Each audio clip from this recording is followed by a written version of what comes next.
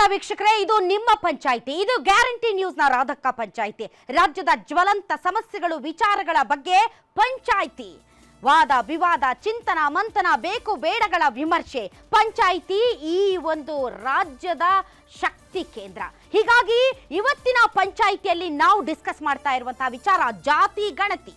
S, ಜಾತಿ ಗಣತಿ ಅಂತ ಸರ್ಕಾರ ನೇರವಾಗಿ ಹೇಳದೇ ಇದ್ರು ಇದು ಜನರ ಸಾಮಾಜಿಕ, ಶೈಕ್ಷಣಿಕ, ಆರ್ಥಿಕ ಸ್ಥಿತಿಗತಿಗಳ ಸಮೀಕ್ಷೆ. ಹಾಗಾದ್ರೆ ಜಾತಿ ಗಣತಿಗೆ ಸಂಬಂಧಪಟ್ಟಂತೆ ಒಂದೊಂದು ಪಕ್ಷಕ್ಕೂ ತಮ್ಮದೇ ಆದಂತಹ ಅಭಿಪ್ರಾಯಗಳು ಇವೆ. ಆದ್ರೆ ಜಾತಿ ಗಣತಿ ಅನ್ನುವಂಥ ವಿಚಾರ ಯಾವಾಗ ಮುನ್ನೆಲೆಗೆ ಬರುತ್ತೋ ಅಲ್ಲಿ ಬಹಳಷ್ಟು ಪರ ವಿರೋಧ ವಾದಗಳು ಇರುತ್ತೆ. ಸದ್ಯ ಜಾತಿ ಗಣತಿ ರಾಜ್ಯದಲ್ಲಿ ನಡೀತಾ ಇದೆ. ಈಗಾಗಲೇ 85% ನಡೆದಿದೆ ಅಂತ ಹೇಳಲಾಗ್ತಾ ಇದೆ. ಆದರೂ ಬೆಂಗಳೂರಿನಲ್ಲಿ GBAದಲ್ಲಿ ಮಾತ್ರ ಸಮಸ್ಯೆಗಳ ಸರಮಾಲೆ ಹಾಗೆಯೇ ಮುಂದುವರಿತಾ ಇದೆ. ಕೋಟಿಗಟ್ಟಲೆ ಖರ್ಚು ಮಾಡಿ 10 ವರ್ಷಗಳ ಹಿಂದೆ ಒಂದು ಮತ್ತು ಈಗ ಇನ್ನಷ್ಟು ಕೋಟಿಗಳನ್ನ ಖರ್ಚು ಮಾಡಿ ಮತ್ತೊಂದು.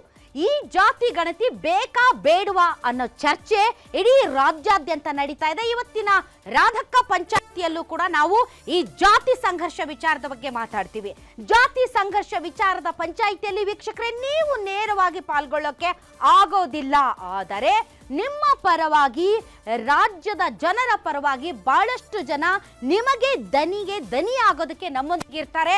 ಅದೇ ರೀತಿ ಪಕ್ಷಗಳ ನಾಯಕರುಗಳು ನಮ್ಮೊಂದಿಗೆ ಇರ್ತಾರೆ.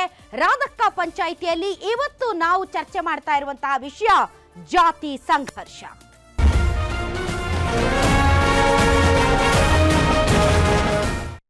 ಎಸ್, ಜಾತಿ ಸಂಘರ್ಷದ ಬಗ್ಗೆ ಮಾತಾಡೋದಕ್ಕೆ ಈಗ ರಾಜಕೀಯ ನಾಯಕರು ನಮ್ಮೊಂದಿಗೆ ಇದ್ದಾರೆ. ರಾಜಕೀಯ ನಾಯಕರನ್ನ ನಾನು ತಮಗೆ ಇಂಟ್ರೊಡ್ಯೂಸ್ ಮಾಡಿಸೋದಕ್ಕಿಂತ ಮುಂಚೆ ನಾನು ಹೇಳ್ತಾ ಇದ್ದೆ, ರಾಧಕ್ಕ ಪಂಚಾಯಿತಿಯಲ್ಲಿ ಹಲವಾರು ವಿಚಾರ ಸಮಸ್ಯೆಗಳ ಬಗ್ಗೆ ಚರ್ಚೆ ಮಾಡೋದಕ್ಕೆ ನೀವು ನೇರವಾಗಿ ನಮ್ಮೊಂದಿಗೆ ಪಾಲ್ಗೊಳ್ಳೋದಕ್ಕೆ ಆಗೋದಿಲ್ಲ. ಆದರೆ ತಮ್ಮ ಪರವಾಗಿ ಮಾತಾಡೋದಕ್ಕೆ ಸಾಕಷ್ಟು ಜನ ಆಡಿಯನ್ಸ್ ನಮ್ಮೊಂದಿಗೆ ಇದ್ದಾರೆ.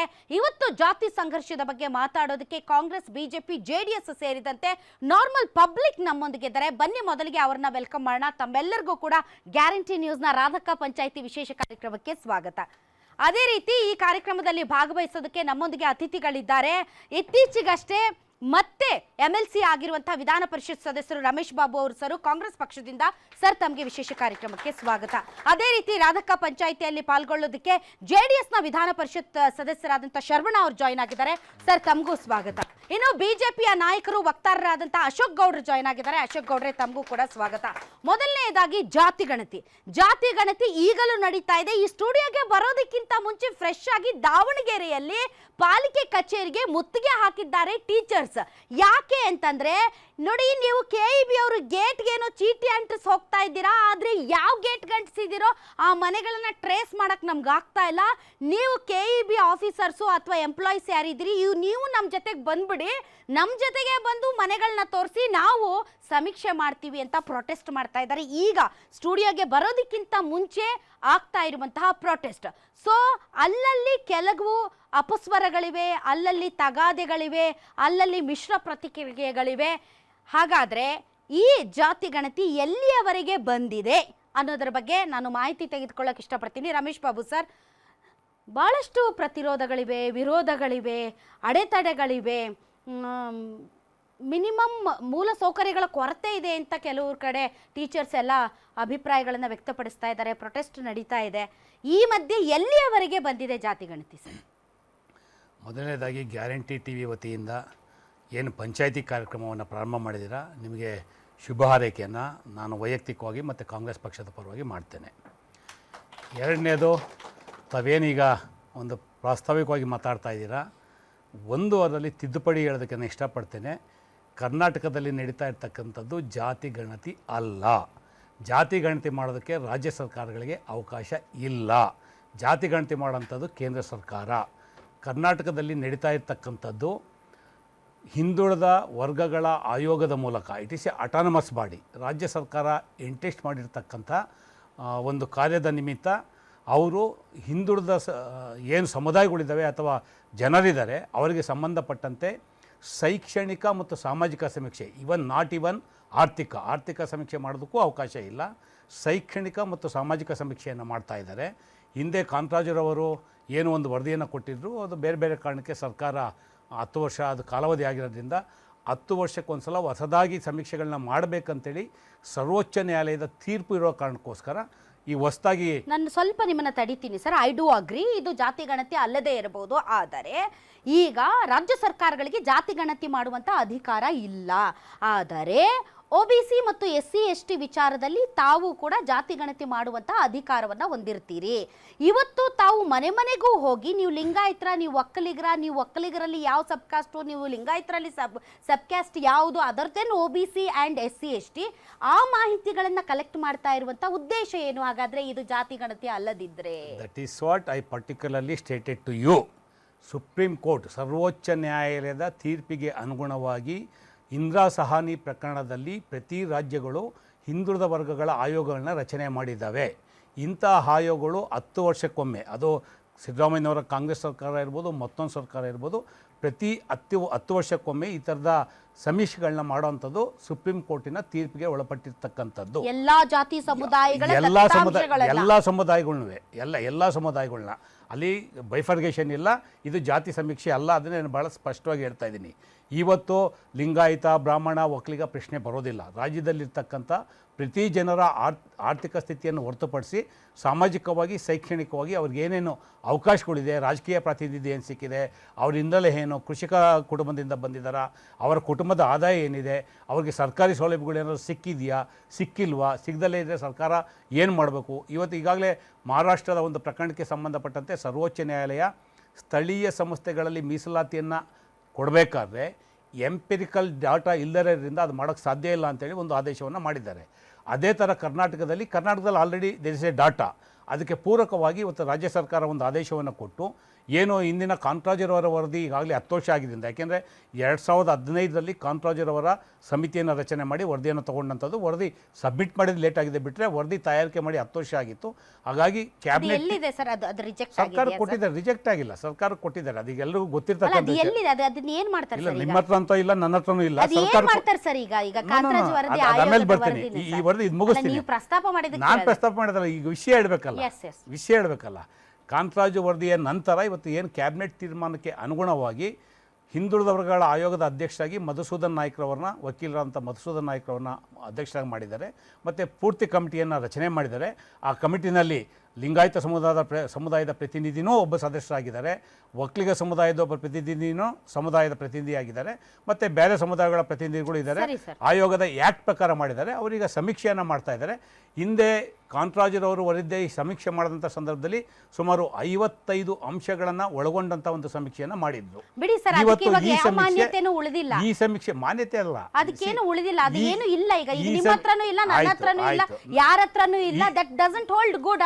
ಅದು ಒಂದು ಕಸ್ತಬುಟ್ಟಿಗೆ ಹಾಕಲಾದಂತ ಪೇಪರ್ಸ್ ಅಂತ ಭಾವಿಸಬೇಕಷ್ಟೇ. ಸಮೀಕ್ಷೆಯನ್ನ 60 ಅಂಶಗಳ ಒಳಗೊಂಡಂತ ಸಮೀಕ್ಷೆಯನ್ನ ಆಯೋಗ ಕೈಗೊಂಡಿದೆ. ಆಯೋಗದ ಸಮೀಕ್ಷೆ ನಡೀತಾ ಇದೆ, ಭಾಳ ಚೆನ್ನಾಗಿ ನಡೀತಾ ಇದೆ. ಕೆಲವು ಪ್ರಕರಣಗಳಲ್ಲಿ ಈ ಥರದ ಅಪಸ್ವರಗಳು ಬಂದಿರ್ಬೋದು.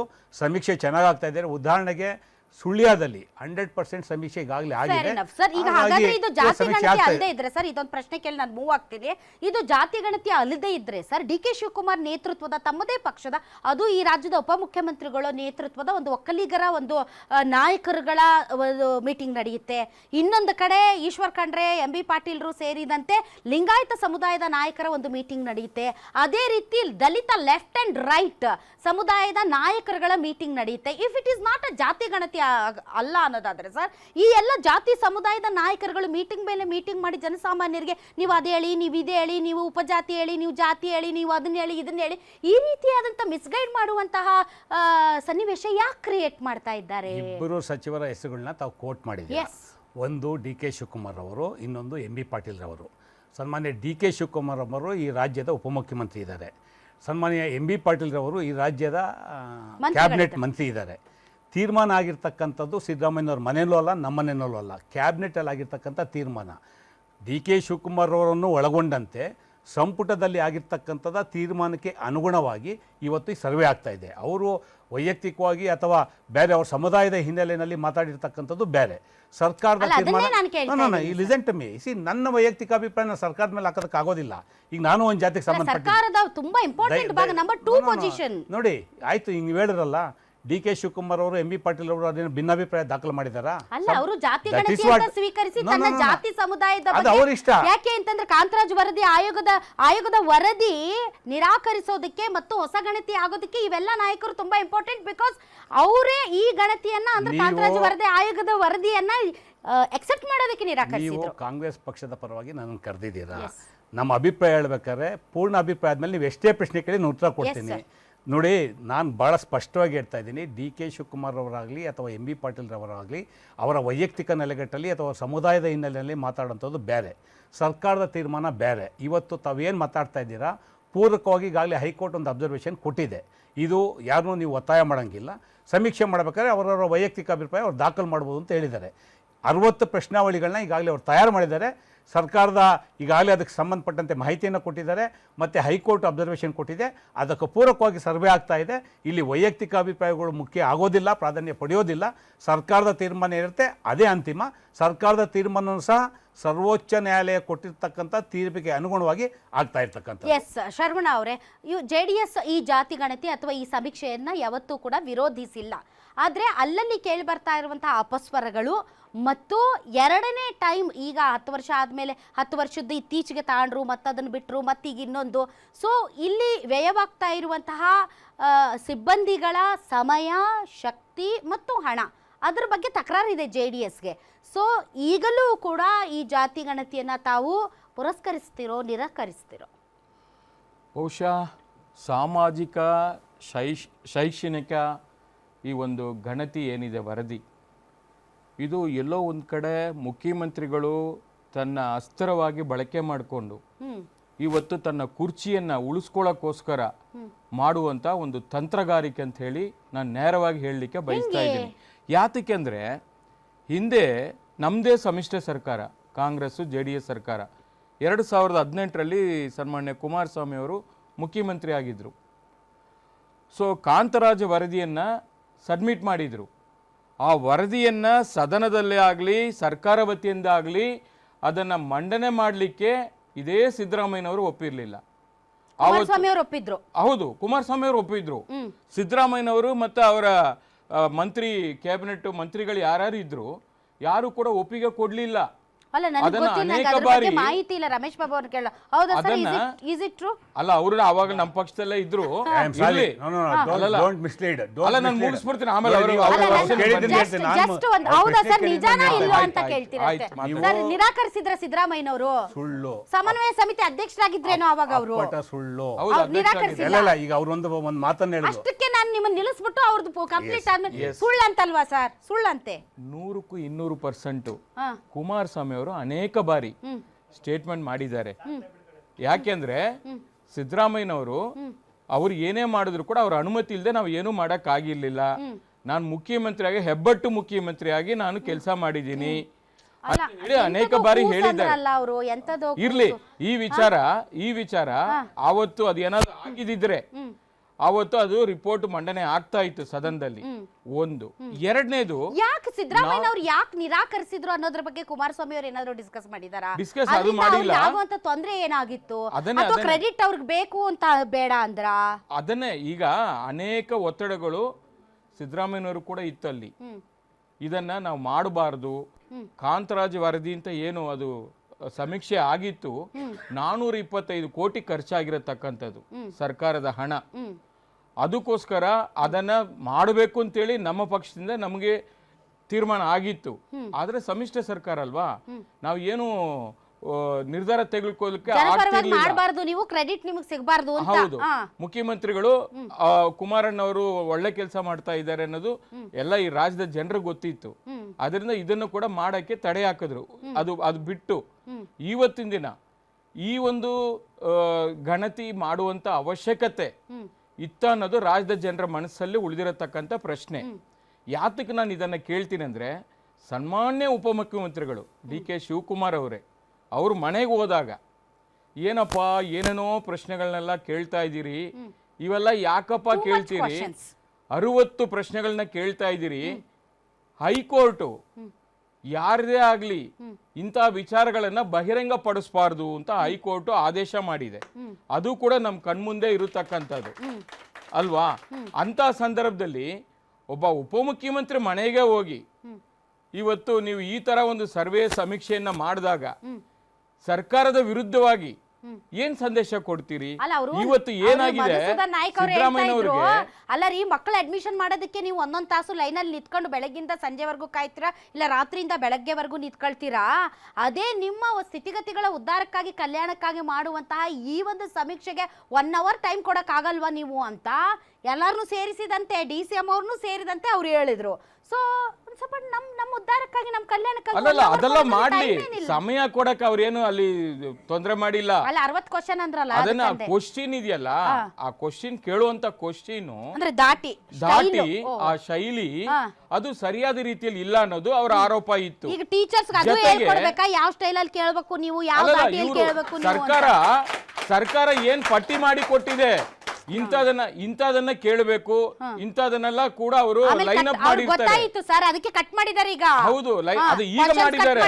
ಉಪಮುಖ್ಯಮಂತ್ರಿ ಹೇಳಿದ ಮೇಲೆ ಕೋಳಿ ಇದೆಯಾ, ಹೌದು, ನಿಮ್ಮನೇಲಿ ಕುರಿ ಇದೆಯಾ, ಅದೆಲ್ಲ ಕೇಳಿದ್ದಾರೆ. ಬೆರಣಿ ತರ್ತೀರಾ, ಬೆರಣಿ ಮಾರ್ತೀರಾ, ನಿಮ್ಮ ಆರ್ಥಿಕ ಪರಿಸ್ಥಿತಿ, ಆಮೇಲೆ ಅವರ ವೈಯಕ್ತಿಕ ವಿಚಾರ ಕೂಡ ಕೇಳಿದ್ದಾರೆ. ಅವರ ವೈಯಕ್ತಿಕ ವಿಚಾರನೂ ಕೇಳಿದ್ದಾರೆ. ಬಂಗಾರ ಎಷ್ಟಿದೆ ಈಗ ನೋಡಿ, ಬಂಗಾರ ಇಟ್ಕೊಂಡಿದ್ದೀರಾ ನೀವು. ನಿಮ್ ಮಿಸಸ್ ನ ಹೋಗ್ಬಿಟ್ಟು ನಿಮ್ ಹತ್ರ ಎಷ್ಟು ಬಂಗಾರ ಇದೆ ಅಂದ್ರೆ ಹೇಳ್ತಾರ ಅವರು, ನಮ್ಮ ಹತ್ರ ಅಂಗಡಿನೇ ಇದೆ ಅಪ್ಪ. ಹೇಳಲ್ಲ, ನಾನು ಹೇಳಲ್ಲ. ನಾನು ಅದಕ್ಕೆ ಬಂದೆ, ಈ ವಿಚಾರಗಳನ್ನೆಲ್ಲ ಅವ್ರು ಕೇಳಿದಕ್ಕೆ ಅವ್ರಿಗೆ ಬೇಜಾರಾಗಿ DCM ಅವರು ಈ ತರ ಸ್ಟೇಟ್ಮೆಂಟ್ ಮಾಡಿದ್ರು, ಒಪ್ಕೋತೀನಿ. ಇವತ್ತು ಏನಾಗಿದೆ, ನವೆಂಬರ್ ಅಲ್ಲಿ ಒಂದು ಕ್ರಾಂತಿ ಆಗೋಗ್ಬಿಡುತ್ತೆ ರಾಜ್ಯದಲ್ಲಿ ಅಂತ ಹೇಳಿ ಡಂಗೂರ ಬಾರಿಸ್ತಾ ಇದ್ದೀರಲ್ಲ, ಇವತ್ತು ನಿಮ್ಮ ಕುರ್ಚಿನ ಉಳಿಸ್ಕೊಳ್ಳೋಕೋಸ್ಕರ ಈ ರಾಜ್ಯದ ಜನರ ದಾರಿ ತಪ್ಪಿಸುವಂತ ಒಂದು ಅಸ್ತ್ರವಾಗಿ ಇದನ್ನ ಇವತ್ತು ರಾಜ್ಯ ಸರ್ಕಾರ ಸನ್ಮಾನ್ಯ ಸಿದ್ದರಾಮಯ್ಯನವರು ಬಳಸ್ಕೋತಾ ಇದ್ದಾರೆ ಅಂತ ಹೇಳಿ ನಾನು ಹೇಳಲಿಕ್ಕೆ ಬಯಸ್ತಾ ಇದ್ದೀನಿ. ಈಗ ಬಿಜೆಪಿ ಪಕ್ಷದ್ದು ಸ್ಟ್ಯಾಂಡ್ ಇನ್ನೂ ಕ್ಲಿಯರ್ ಆಗಿಲ್ಲ. ಅವರು ಈ ಒಂದು ಸಮೀಕ್ಷೆಗೆ ಅವರ ಬೆಂಬಲ ಇದೆಯಾ, ಅವರು ಇದನ್ನ ನಿರಾಕರಿಸ್ತಾರಾ, ಬೇಕಾ ಬೇಡವಾ ಅನ್ನೋದ್ರ ಬಗ್ಗೆ ಇಲ್ಲಿಯವರೆಗೆ ಒಂದು ಕ್ಲಾರಿಟಿ ಸಿಕ್ಕಿಲ್ಲಪ್ಪ. ಅಶೋಕ್ ಗೌಡ್ರೆ, ಈ ಸಮೀಕ್ಷೆಯ ಬಗ್ಗೆ ಬಿಜೆಪಿ ಪಕ್ಷದ ನಿಲುವೇನು? ನೋಡಿ, ಒಂದು ನಮ್ಮ ನಿಲುವು ಸ್ಪಷ್ಟವಾಗಿದೆ. ಎಷ್ಟು ಸತಿ ಹೇಳಿದ್ರು ಸಹ ನೀವು ಒಂದಷ್ಟು ಜನ ಕೇಳ್ತಾ ಇದ್ದೀರಾ, ಅದನ್ನು ನಾವು ಹೇಳ್ತಾ ಇದ್ದೀನಿ ಕೇಳಿ. ನಾವು ಈ ಸಮೀಕ್ಷೆ ಪರವಾಗಿದ್ದೇವೆ. ಅಂದ್ರೆ ಯಾವ ರೀತಿ ಸಮೀಕ್ಷೆ ಮಾಡ್ತಿದ್ದೀರಾ ಅದ್ರ ಪರವಾಗಿದ್ದೇವೆ. ಆದ್ರೆ ವಿಚಾರ ಏನು ಅಂತ ಹೇಳಿದ್ರೆ ಸೈಂಟಿಫಿಕ್ ಆಗಿ ಮಾಡಿ. ನೀವು ಕಳೆದ ಬಾರಿ ಕಾಂತರಾಜ್ ವರದಿ ತಯಾರಾದಾಗಲೂ ಸಹ ನಾನೇ ಸ್ವತಃ ಓದಿ ಎಲ್ಲ ಕಂಪ್ಲೀಟ್ ಆಗಿ ಓದಿದ್ದೇನೆ. 26 ಅನ್ಸೈಂಟಿಫಿಕ್ ವಿಚಾರಗಳನ್ನ ನಾನೇ ಮಾತಾಡಿದ್ದೇನೆ, 26 ಅನ್ಸೈಂಟಿಫಿಕ್ ವಿಚಾರಗಳನ್ನ. ಈಗ ಪಾಪ ನನಗೆ ಅರ್ಥನೇ ಆಗ್ತಿಲ್ಲ, ರಮೇಶ್ ಬಾಬು ಅಂತ ಒಬ್ಬ ಹಿರಿಯ ನಾಯಕರು ಮತ್ತು ಸದನದಲ್ಲಿ ಇದ್ದಂಥವರು ಈಗಲೂ ಸದನಕ್ಕೆ ಹೋಗಿದ್ದಾರೆ, ಇಂಥವ್ರು ಹೇಳ್ತಿದ್ದಾರೆ ಹೌದು ಅದ್ರ ಪ್ರಿಂಟೆಡ್ ಕಾಪಿ ಮಾತ್ರ ಅಲ್ಲಿ ಶೈಕ್ಷಣಿಕ ಮತ್ತು ಸಾಮಾಜಿಕ ಸಮೀಕ್ಷೆ. ಆದರೆ ರಿಯಾಲಿಟಿ ಏನಂತಂದರೆ 3 ಪ್ರಶ್ನೆ ಬರ್ತದೆ ಜಾತಿ ಬಗ್ಗೆ. ಜಾತಿ ಯಾವುದು, ಉಪಜಾತಿ ಯಾವುದು, ಜಾತಿಗೆ ಇನ್ನೊಂದು ಹೆಸರು ಆಲ್ಟರ್ನೇಟಿವ್, ಅಂದ್ರೆ ಅರ್ಥ ಏನು ಒಂದು. ಎರಡನೇದು 12 ಪ್ರಶ್ನೆ ಬರ್ತದೆ ನಿಮ್ಮ ಎಕನಾಮಿಕ್ ಪ್ಯಾರಾಮೀಟರ್ಸ್ನ ಸ್ಟಡಿ ಮಾಡಲಿಕ್ಕೆ. ನೀವು ಆಗಲೇ ಕೇಳಿದ್ರಿ ಕುರಿ ಕೋಳಿ ಇದ್ರ ಬಗ್ಗೆ ಎಲ್ಲ ಕೇಳ್ತಾ ಇದ್ರಿ. ಜೊತೆಗೆ ಏನಂದ್ರೆ ಸೈಕಲ್ ಇವತ್ತು ಅಸೆಟ್ಟಾ, ಇವತ್ತು ಸೈಕಲ್ ಅಸೆಟ್ಟಾ, ಇವತ್ತು ಬುಲಕ್ ಕಾರ್ಟ್ ಅಂದ್ರೆ ಬಂಡಿ ಅಸೆಟ್ಟಾ, ಇವತ್ತು ಚಕ್ರಿ ಬಂಡಿ ಅಸೆಟ್ಟಾ. ಇವತ್ತು ಭಾರತದಲ್ಲಿ ಎಲ್ಲರಿಗೂ ಗೊತ್ತಿದೆ 2025ರಲ್ಲಿ ನಾವು 2025 ಅಕ್ಟೋಬರ್ ಅಲ್ಲಿ ಇದ್ದೇವೆ. 2014ರಿಂದ ಸ್ಟಾರ್ಟ್ ಆದಂತಹ ಕ್ರಾಂತಿ ಏನಿದೆ, ಉಜ್ವಲ ಕ್ರಾಂತಿ ಇರ್ಬೋದು, ಸ್ವಚ್ಛ ಭಾರತ್ ಕ್ರಾಂತಿ ಇರ್ಬೋದು ಮತ್ತು ಸಡಕ್ ಕ್ರಾಂತಿ ಇರ್ಬೋದು, ಇವೆಲ್ಲನೂ ಸಹ ಭಾರತವನ್ನು ಅನೇಕ ರೀತಿ ಬದಲಾವಣೆ ಮಾಡಿ ಇವತ್ತು ನನ್ನ ಹೆಣ್ಮಕ್ಳು, ನನ್ನ ತಾಯಂದಿರು, ಅಕ್ಕಂದ್ರು ಇವತ್ತು ಹಳ್ಳಿ ಪ್ರದೇಶಗಳಲ್ಲಿ ಯಾರೂ ಸಹ ಒಲೆನಲ್ಲಿ ಕುತ್ಕೊಂಡು ಉರಿಸೋದಿಲ್ಲ. ಎಷ್ಟು sir gas rate, gas cylinder rate ಎಷ್ಟು ಸರ್ ಈಗ? ನೋಡಿ ಒಂದು ನಿಮಿಷ, ನೋಡಿ ಸಬ್ಸಿಡೈಸ್ಡ್, ಒಂದು ನಿಮಿಷ ನೋಡಿ, ಒಂದು ನಿಮಿಷ ಸಬ್ಸಿಡೈಸ್ಡ್ ನೋಡಿ. ಇವತ್ತು ಒಂದು ನಿಮಿಷ ಎರಡು ವಿಚಾರ ಇದೆ. ನೀವು ಹೇಳ್ತಿರೋದು ಒಂದ್ ನಿಮಿಷ ಮೇಡಮ್, ತಾವು ಕೇಳಿದ ಪ್ರಶ್ನೆ ಸರಿಯಾಗಿದೆ, ಅದನ್ನ ನಾನು ಉತ್ತರ ಕೊಡ್ತೇನೆ. ನೀವು ಕೇಳಿದ ಪ್ರಶ್ನೆ ಏನು ಅಂತ ಹೇಳಿದ್ರೆ ನಾವು ಸಿಲಿಂಡರ್ ಬಗ್ಗೆ ನೀವು ಕೇಳ್ತಾ, ಸಿಲಿಂಡರ್ ರೇಟ್ ಸಿಲಿಂಡರ್ ಬಗ್ಗೆ ಕೇಳ್ತಾ ಇದ್ದೀರಾ? ಹೌದು ಕರೆಕ್ಟ್. ಒಂದ್ ನಿಮಿಷ ಕೇಳಿ. ಇವತ್ತು ನೀವು ನಿಮ್ಮ ಊರಿಗೆ ಹೋಗಿ, ಉತ್ತರ ಕರ್ನಾಟಕಕ್ಕೆ ಹೋಗೋಣ ಅಥವಾ ಚಾಮರಾಜನಗರದಾಗ ಹಳ್ಳಿಗೆ ಹೋಗೋಣ ಬನ್ನಿ, ಅಲ್ಲ ದಾಂಡೇಲಿಗೆ ಹೋಗೋಣ, ಚಾಮರಾಜನಗರದಲ್ಲಿ ಯಾವ್ದಾದ್ರು ಒಂದು ಹಳ್ಳಿಗೆ ಹೋಗೋಣ, ಅಥವಾ ಬೇಡ ನಮ್ಮ ಕನಕಪುರ ಹಳ್ಳಿಗಳಿಗೆ ಹೋಗೋಣ, ಆಯ್ತಾ?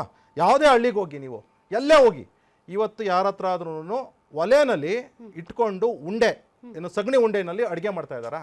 ನನ್ನ ಪ್ರಶ್ನೆ ಅದಲ್ಲ ಸರ್, ನೀವು 1947 ಹೇಳ್ಬೇಡಿ, ಅದೆಲ್ಲ ಬಿಟ್ಬಿಡಿ.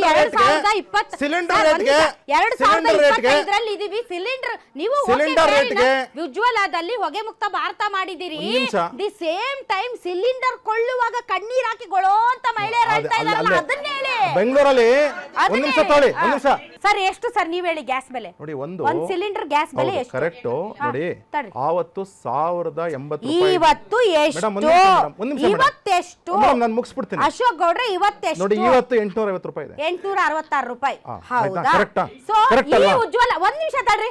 ಈಗ ಹೊಗೆ ಮುಕ್ತ ಭಾರತ ಮಾಡಿರೋ ನೀವು 866 ರೂಪಾಯಿ ಕೊಟ್ಟು ಸಿಲಿಂಡರ್ ತಗೊಂಡು ಉಜ್ವಲ ಬೆಂಕಿನ ಹಚ್ಬೇಕು. ನಿಮ್ ಹೌದಾ ಸಂಬಳ ಸರ್? 2014ರಲ್ಲಿ 2014 ಮಾರ್ಚ್ ಅಲ್ಲಿ ಎಷ್ಟಿತ್ತು ನಿಮ್ ಸಂಬಳ? ಏನ್ ಸರ್? ಎಷ್ಟಿತ್ತು ನಿಮ್ ಸಂಬಳ?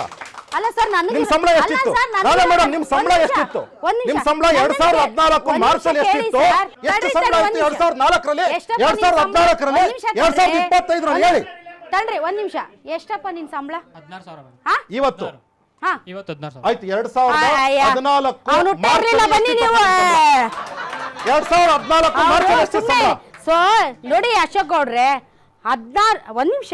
ನೀವು ಅಧಿಕಾರಕ್ಕೆ ಬಂದಾಗ ನರೇಂದ್ರ ಮೋದಿ ಅವರು ಅಶೋಕ್ ಗೌಡ್ರೆ ನರೇಂದ್ರ ಮೋದಿ ಅವರು ಅಧಿಕಾರಕ್ಕೆ ಬಂದಾಗ ಎಷ್ಟಿತ್ತು ಗ್ಯಾಸ್ ಬೆಲೆ? ಮೇಡಮ್ 1080 ರೂಪಾಯಿ ಇತ್ತು. 1080 ರೂಪಾಯಿಗೆ ಸಬ್ಸಿಡಿ ಹೋಗಿ ಸಬ್ಸಿಡಿ ಮಾಡ್ಕೊಂಡು 425 ರೂಪಾಯಿ ಕೊಡ್ತಾ ಇದ್ರು ಸಬ್ಸಿಡಿಗೆ. ತಪ್ಪು.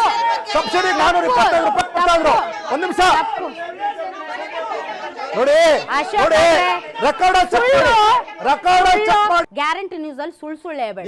ನೀವೊಂದ್ ಕೆಲಸ ಮಾಡಿ, ನೀವೊಂದ್ ಕೆಲಸ ಮಾಡಿ, ಇಲ್ಲ ಅಶೋಕ್ ಗೌಡ್ರೆ ಮೇಡಮ್. ಜನರಿಗೆ ಜನರ ಮನೆಗೆ ಬರುವಾಗ ನೀವು ಇಷ್ಟು ಸಬ್ಸಿಡಿ ಅಷ್ಟು ಸಬ್ಸಿಡಿ ಬೇಡ. ಜನರ ಮನೆಗೆ ತಲುಪಿದಾಗ ಗ್ಯಾಸ್ ಬೆಲೆ ಎಷ್ಟಿತ್ತು ನರೇಂದ್ರ ಮೋದಿ ಅವರು ಆಡಳಿತಕ್ಕೆ ಬಂದಾಗ? 425 ರೂಪಾಯಿ ಅಂತ ಹೇಳಿದ್ದೇನೆ. 425 ರೂಪಾಯಿ ಇತ್ತು. ಇವತ್ತು ನಿಮ್ಮ ಒಂದು ಕೆಲಸ ಮಾಡಿ, ಬೇಡ ಇವ್ರದ್ದು ಬಿಟ್ಬಿಡಿ. ಈಗ ನಿಮ್ಮ ಸಂಬಳ ಬಿಟ್ಬಿಡಿ, ನನ್ನ ಸಂಬಳ ಬಿಟ್ಬಿಡಿ, ಶರ್ಮಣ್ಣ ಅವರ ಸಂಬಳ ಬಿಟ್ಬಿಡಿ, ರಮೇಶ್ ಬಾಬು ಸಂಬಳ ಬಿಟ್ಬಿಡಿ. ಒಂದ್ ನಿಮಿಷ ಅಪ್ಪ, ಒಂದ್ ನಿಮಿಷ. ಒಬ್ಬ ಎಂಟ್ರೆಂಟ್ IAS ಆಫೀಸರ್, ಎಂಟ್ರೆಂಟ್ IAS ಆಫೀಸರ್. ಒಂದ್ ನಿಮಿಷ ಮೇಡಮ್, ಕೇಳಿಸ್ಕೊಳ್ಳಿ ಮೇಡಮ್. ನನ್ನ ಸಂಬಳ ಕೇಳಬೇಡ್ರಿ. 20 ವರ್ಷದಿಂದ ನಾನು ಕತ್ತೆ ದುಡ್ದಂಗ್ ಮೇಡಮ್ ದುಡ್ಡಿನಿ. ಬಿಟ್ಬಿಡಿ, ನಿಮ್ಮ ಸಂಬಳ ಬಿಟ್ಬಿಡಿ. ನಾನು ನಿಮ್ಮ ಸಂಬಳ, ಶರ್ಮಣ್ಣ ಅವರ ಸಂಬಳ, ನನ್ನ ಸಂಬಳ, ರಮೇಶ್ ಬಾಬು ಅವರ ಸಂಬಳ ಕೇಳ್ತಾ ಇಲ್ಲ. ನಾನು ಒಬ್ಬ ಎಂಟ್ರೆಂಟ್ IAS officer in 2004, ಎಂಟ್ರೆಂಟ್ IAS officer in 2014, ಎಂಟ್ರೆಂಟ್ IAS officer in 2025. BPL ಕಾರ್ಡ್ದಾರರು ಎಷ್ಟಿದೆ ಸಂಖ್ಯೆ? ಈಗಿಂದ ಹೇಳ್ಬೇಡಿ. ಕಾಂಗ್ರೆಸ್ ಅಲ್ಲಿ ನಿಮ್ ಸರ್ಕಾರ ಇತ್ತವಲ್ಲ ಅವಾಗಿಂದ ಹೇಳಿ. ನೋಡಿ ಮೇಡಮ್, ಈಗ 4 ಕೋಟಿ 60 ಲಕ್ಷ BPL ಕಾರ್ಡ್ ಕೊಡೋದಕ್ಕೆ ಮಾನದಂಡ ಏನು? ನೋಡಿ ಈಗ ನೀವು ಏನ್ ಹೇಳಿ ಸ್ವಾಮಿ, ಹೇಳಿ. ಸಂಬಳ ಸಂಬಳ ಸಂಬಳ ಅಂತ ಭಾಷಣ ಹೊಡಿತಿದ್ರಲ್ಲ, ಹೇಳಿ. BPL ಕಾರ್ಡ್ ಕೊಡೋದಕ್ಕೆ ಮಾನದಂಡ ಏನು? ಸರ್ಕಾರಿ ನೌಕರಿಲಿ ಇರ್ತಕ್ಕಂಥವ್ರು BPL ಕಾರ್ಡ್ ದಾರರಿದ್ದಾರೆ. ನಾನ್ ಕೇಳಿದ್ದು ಕಾಂಗ್ರೆಸ್ ಸರ್ಕಾರ ಇರುವಾಗ ಈಗಿನ BPL ಕಾರ್ಡ್ ಹೋಲ್ಡರ್ ಅಲ್ಲ. ಕಳೆದ ಬಾರಿ ನಿಮ್ ಸರ್ಕಾರ ಇತ್ತಲ್ಲ ಬಿಜೆಪಿಯಲ್ಲಿ, ಆ ಬಿಜೆಪಿ ಸರ್ಕಾರದಲ್ಲಿ BPL ಕಾರ್ಡ್ ಹೋಲ್ಡರ್ಸ್ ಎಷ್ಟು ಮಂದಿ ಇದ್ರು? ಹೌದು ಮೇಡಮ್, 4 ಕೋಟಿ 60 ಲಕ್ಷ ಜನಕ್ಕೆ BPL ಕಾರ್ಡ್ ಯಾಕೆ ಕೊಡ್ತಾರೆ? ಯಾವ ಮಾನದಂಡಗಳ ಆಧಾರದ ಮೇಲೆ BPL ಕಾರ್ಡ್ ಕೊಡ್ತಾರೆ? ನಿಮ್ಮ ಚಾನೆಲ್ ಅಲ್ಲೇನೆ ಒಬ್ಬ ರೆಗ್ಯುಲರ್ ಆಗಿ ಬರ್ತಾರೆ. ಅಯ್ಯೋ ಸರ್, ನೀವು ಕೇಳಿದ ಪ್ರಶ್ನೆಗೆ ನೇರವಾಗಿ ಉತ್ತರ ಕೊಡ್ತಾ ಇದ್ದೀನಿ. ಏನು ಮಾನದಂಡ? ಏನು ಮಾನದಂಡ? ಒಬ್ಬ ಆಟೋ ಡ್ರೈವರ್ ಇದ್ದಾರೆ. ಬಿಡಿ ಸರ್ ಅಶೋಕ್ ಗೌಡ್ರೆ, ಕೇಳಿದ ಪ್ರಶ್ನೆ ಒಬ್ಬ ಆಟೋ ಡ್ರೈವರ್ ಇದ್ದ, ಒಬ್ಬ ಅವನಿದ್ದ, ಒಬ್ಬ ಇವನಿದ್ದ ಅಂದ್ರೆ ಏನರ್ಥ? BPL ಕಾರ್ಡ್ ಕೊಡೋದಕ್ಕೆ ಮಾನದಂಡ ಏನು? 3 ಲಕ್ಷಕ್ಕಿಂತ ಕಡಿಮೆ ಇರಬೇಕು ಅಂತ ಹೇಳ್ಬಿಟ್ಟು ರಾಜ್ಯ ಸರ್ಕಾರ ಡಿಕ್ಲೇರ್ ಮಾಡ್ಕೊಂಡಿದೆ. ಆಯ್ತು, ಇರ್ಲಿ ಒಂದ್ ನಿಮಿಷ ಇರಪ್ಪ, ಒಂದ್ ನಿಮಿಷ ನೋಡಿ. ಇಟ್ಕೊಳ್ಳಿ 2 ಲಕ್ಷ. ಇದೇ ಒಂದ್ ನಿಮಿಷ ಮೇಡಮ್, ಮಿನಿಮಮ್ ಎಷ್ಟು ತಿಂಗಳಿಗೆ? ನಾನು ಹೇಳೋರು IAS ಆಫೀಸರ್ ನನ್ನ ಸಂಬಳ ಕೇಳ್ತಿದಾರಲ್ಲ, ಅದಕ್ಕೆ ಕೇಳ್ತಾ ಇದ್ದೀನಿ. ಒಬ್ಬ BPL ಕಾರ್ಡ್ ಹೋಲ್ಡರ್ಗೆ ತಿಂಗಳಿಗೆ ಸಂಬಳ ಎಷ್ಟಾಗುತ್ತೆ? ಈಗ ಎಷ್ಟಾಗುತ್ತೆ ನೋಡಿ, ಒಂದ್ ನಿಮಿಷ ಹೇಳಿ ಸರ್, ಎಷ್ಟಾಗುತ್ತೆ? ನೀವು ನೀವು ನನ್ನ ಸಂಬಳ ಕೇಳಕ್ಕಿಂತ ಮುಂಚೆ ಈ ರಾಜ್ಯದ ಜನರ ಆರ್ಥಿಕ ಸ್ಥಿತಿಗತಿ ಹೇಗಿದೆ ಅನ್ನೋದನ್ನ ಕೇಳ್ಕೊಳ್ಳಿ. ನಾನು ಹೇಳ್ತೀನಿ ಕೇಳ್ಕೊಳ್ಳಿ. ಯಾವ ರೀತಿ ಇಡೀ ದೇಶದಲ್ಲಿ 25 ಕೋಟಿ ಜನ ಬಡತನ ರೇಖೆಗಿಂತ ಆಚೆ ಬಂದಿದ್ದಾರೆ ಕಳೆದ 11 ವರ್ಷದಲ್ಲಿ. ಜೊತೆಗೆ ಅವರ ಆರ್ಥಿಕ ಪರಿಸ್ಥಿತಿಗಳು ಯಾವ ರೀತಿ ಮುಂದುವರೆದಿದೆ, ಅದಾದ್ಮೇಲೆ ಇಡೀ ಭಾರತದಲ್ಲಿ ಮತ್ತು ಇಡೀ ನಮ್ಮ ರಾಜ್ಯದಲ್ಲೂ ಸೇರಿಸ್ಕೊಂಡು ಪ್ರತಿಯೊಬ್ಬರದೂ ಆವತ್ತು ಮಾನದಂಡ ಏನಿತ್ತು 2004ರಿಂದ 2014 ಮಧ್ಯದಲ್ಲಿ 1,20,000 ಇತ್ತು. ಅದಾದ್ಮೇಲೆ ತದನಂತರದಲ್ಲಿ ಈಗ 3 ಲಕ್ಷ, ಇವತ್ತು 8 ಲಕ್ಷ ಮಾಡಿದ್ದೀವಿ. BPL ಕಾರ್ಡ್ದಾರರಿಗೆ ಅಥವಾ ಬಡತನ ರೇಖೆಗಿಂತ ಅಂದ್ರೆ ಒಂದು ಪ್ಯಾರಾಮೀಟರ್ ಏನಿದೆ 8 ಲಕ್ಷ ಮಾಡಿದೀವಿ ಅಂದ್ರೆ ಅರ್ಥ ಏನ್ ಗೊತ್ತಾ? ಅಂದ್ರೆ ಅರ್ಥ ಏನಂದ್ರೆ ಒಂದ್ ನಿಮಿಷ ಮೇಡಮ್, ಒಂದ್ ನಿಮಿಷ ವಿಷಯ ಇಷ್ಟೇ, ಸಿಲಿಂಡರ್ ಪ್ರಶ್ನೆ ಮಾತ್ರ ಕೇಳ್ಬೇಡಿ. ಸಿಲಿಂಡರ್ ಪ್ರಶ್ನೆ ಮಾತ್ರನೇ ನೀವು ಸೈಟ್ ಇವತ್ತು ಒಬ್ಬ MLA 50,000 ಸಂಬಳ 1,75,000 ಆಗಿದೆ. ಅದ್ರ ಬಗ್ಗೆ ಉತ್ತರ ಕೊಟ್ಟು ಅದ್ರ ಬಗ್ಗೆ ಉತ್ತರ ಕೊಟ್ಬಿಡಿ. 50,000 ಇದ್ದು 1,75,000 ರೂಪಾಯಿ ಆಗಿದೆ MLA ಸಂಬಳ.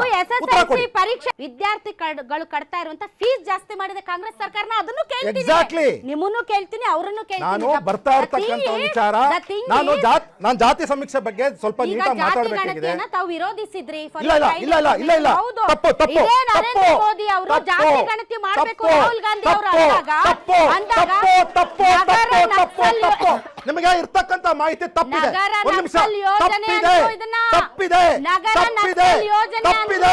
ನಿಮ್ಮ ಮಾಹಿತಿ ತಪ್ಪಿದೆ, ನಿಮ್ಮ ಮಾಹಿತಿ ತಪ್ಪಿದೆ. ನಾನು ಯಾಕೆ ಅಂತ ಹೇಳ್ತೀನಿ, ರೋಹಿಣಿ ಸಿಂಧೂರಿ ಕಮಿಷನ್ ಸೆಟಪ್ ಮಾಡಿದ್ದು ಇದೇ ನರೇಂದ್ರ ಮೋದಿ ಅವರು 2015ರಲ್ಲಿ. ರೋಹಿಣಿ ಕಮಿಷನ್ ಈಗಾಗಲೇ ರಿಪೋರ್ಟ್ ಕೊಟ್ಟಿದೆ, ಪ್ರೆಸಿಡೆಂಟ್ ಸೈನ್ ಆಗಿದೆ. ಅದರಲ್ಲಿ ಕ್ಲಿಯರ್ ಆಗಿ ಹೇಳಿದ್ದಾರೆ ಜಾತಿ ಸಮೀಕ್ಷೆ ಮಾಡಿಸಿ ಅಂತ ಹೇಳ್ಬಿಟ್ಟು. ಅದಾದ ಜೊತೆಗೆ ನಾವು 2006ರಲ್ಲಿ ನಾವು ಪತ್ರ ಬರ್ತಿದ್ದೀವಿ, 2007ರಲ್ಲಿ ಪತ್ರ ಬರ್ತಿದ್ದೀವಿ, ಕ್ಲಿಯರ್ ಕಟ್ ಆಗಿ ಬರ್ತಿದ್ದೀವಿ. ಜಾತಿ ಸಮೀಕ್ಷೆ ಮಾಡಿಸಬೇಕು 2011ರಲ್ಲಿ. ನಮ್ಮ ಜಾತಿ ಗಣತಿ ಮಾಡಲ್ಲ, ಬರೀ ಜನಗಣತಿ ಮಾಡ್ತೀನಿ ಅಂತ ಪತ್ರ ಬರ್ದಿದ್ರಿ. ನೀವು ಯೂ ಟರ್ನ್ ಮಾಡಿದ್ರಿ. ಮೇಡಮ್, ನಾನು ಮಾತಾಡಕ್ಕೆ ನೀವು ಮಾತಾಡಕ್ಕೆ ಒಂದು ನಿಮಿಷ, ನಾನು ಮಾತಾಡಕ್ಕೆ 1.5 ನಿಮಿಷ ಟೈಮ್ ಕೊಡಿ. ನಾನು ಕರೆಕ್ಟ್ ಆಗಿ ಎಕ್ಸ್ಪ್ಲೇನ್ ಮಾಡ್ತೀನಿ ವಿತ್ ಕ್ರೋನಾಲಜಿ. 1996 ಅಲ್ಲಿ ದೇವೇಗೌಡರು, ಮಾನ್ಯ ದೇವೇಗೌಡರು ಪ್ರಧಾನಮಂತ್ರಿ ಆಗಿರ್ತಾರೆ. ಅದೇ ಡಿಸೆಂಬರಲ್ಲಿ ಮಾನ್ಯ ದೇವೇಗೌಡರು ಹೇಳ್ತಾರೆ ಜಾತಿ ಸಮೀಕ್ಷೆ ಭಾರತದಲ್ಲಿ ಆಗಬೇಕು. ಯಾಕೆ ಅಂತ ಹೇಳಿದ್ರೆ 1931 ಆಗಿತ್ತು. ತದನಂತರದಲ್ಲಿ ಆಗಿರ್ತಕ್ಕಂತಹ ಡೆವಲಪ್ಮೆಂಟ್ಸು BP ಮಂಡಲ್ ವರದಿ ನಾವು ಲಾಗು ಮಾಡಿದ್ಮೇಲೆ ಯಾವುದೇ ರೀತಿ ಸಮೀಕ್ಷೆಗಳಾಗಿಲ್ಲ, ಅದರಿಂದಾಗಿ ಒಂದು ಸಮೀಕ್ಷೆ ಆಗಬೇಕು ಅಂತ ಹೇಳ್ತಾರೆ. 1997ಅಲ್ಲಿ ಸರ್ಕಾರ ಬಿದ್ದೋಗುತ್ತೆ ಮಾರ್ಚಲ್ಲಿ. ತದನಂತರದಲ್ಲಿ 1997 ಡಿಸೆಂಬರಲ್ಲಿ ಒಂದು ಪ್ರಪೋಸಲ್ ಸರ್ಕಾರದ ಕಡೆಯಿಂದ ಹೋಗುತ್ತೆ. ನೀವು ನಿಮ್ಮ ಭಾಗದ ಹೇಳಿ ಮೇಡಮ್. ಒಂದು ನಿಮಿಷ ಮೇಡಮ್, ಅದೆಲ್ಲ ಗೊತ್ತು ಸರ್, ಎಲ್ಲರಿಗೂ ಗೊತ್ತು ಮೇಡಮ್. ನಾನು ಕಂಪ್ಲೀಟ್ ಮಾಡೋದಕ್ಕೆ ಟೈಮ್ ಕೊಡಿ ನನಗೆ. ಅದೆಲ್ಲ ಗೊತ್ತು ಸರ್, ಅದೆಲ್ಲ ನೀವು ಬಿಜೆಪಿ ನರೇಂದ್ರ ಮೋದಿ ಅವರು ಅಧಿಕಾರಕ್ಕೆ ಬಂದಾಗಿಂದ ಜಾತಿ ಗಣತಿಯ ಬಗ್ಗೆ ತಾವು ಕಮಿಟ್ಮೆಂಟ್ ಹೇಳಿ ನಾನು ಟೈಮ್ ಕೊಡ್ತೀನಿ. ನಾನು ಒಂದು ನಿಮಿಷ, ನಾನು ಮುಗಿಸ್ತೀನಿ. ಅದಾದ್ಮೇಲೆ ತಾವು ಎಷ್ಟಾದ್ರೂ ಪ್ರಶ್ನೆ ಕೇಳಿ ಉತ್ತರ ಕೊಡ್ತೀನಿ. 1996 ಅದೆಲ್ಲ ಗೊತ್ತು ಸರ್, ಟೈಮ್ ವೇಸ್ಟ್ ಆಗುತ್ತೆ. ನೀವು ಇಲ್ಲ ಮೇಡಮ್, ಇದು important. chronology is important. Yes, I know, everybody knows it. No, it is not.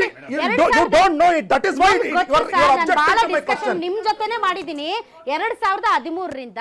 ಬನ್ನಿ, ನಿಮ್ಮ ಕ್ರೊನಾಲಜಿ ಯಾವಾಗಿಂದ ಹೇಳಿ.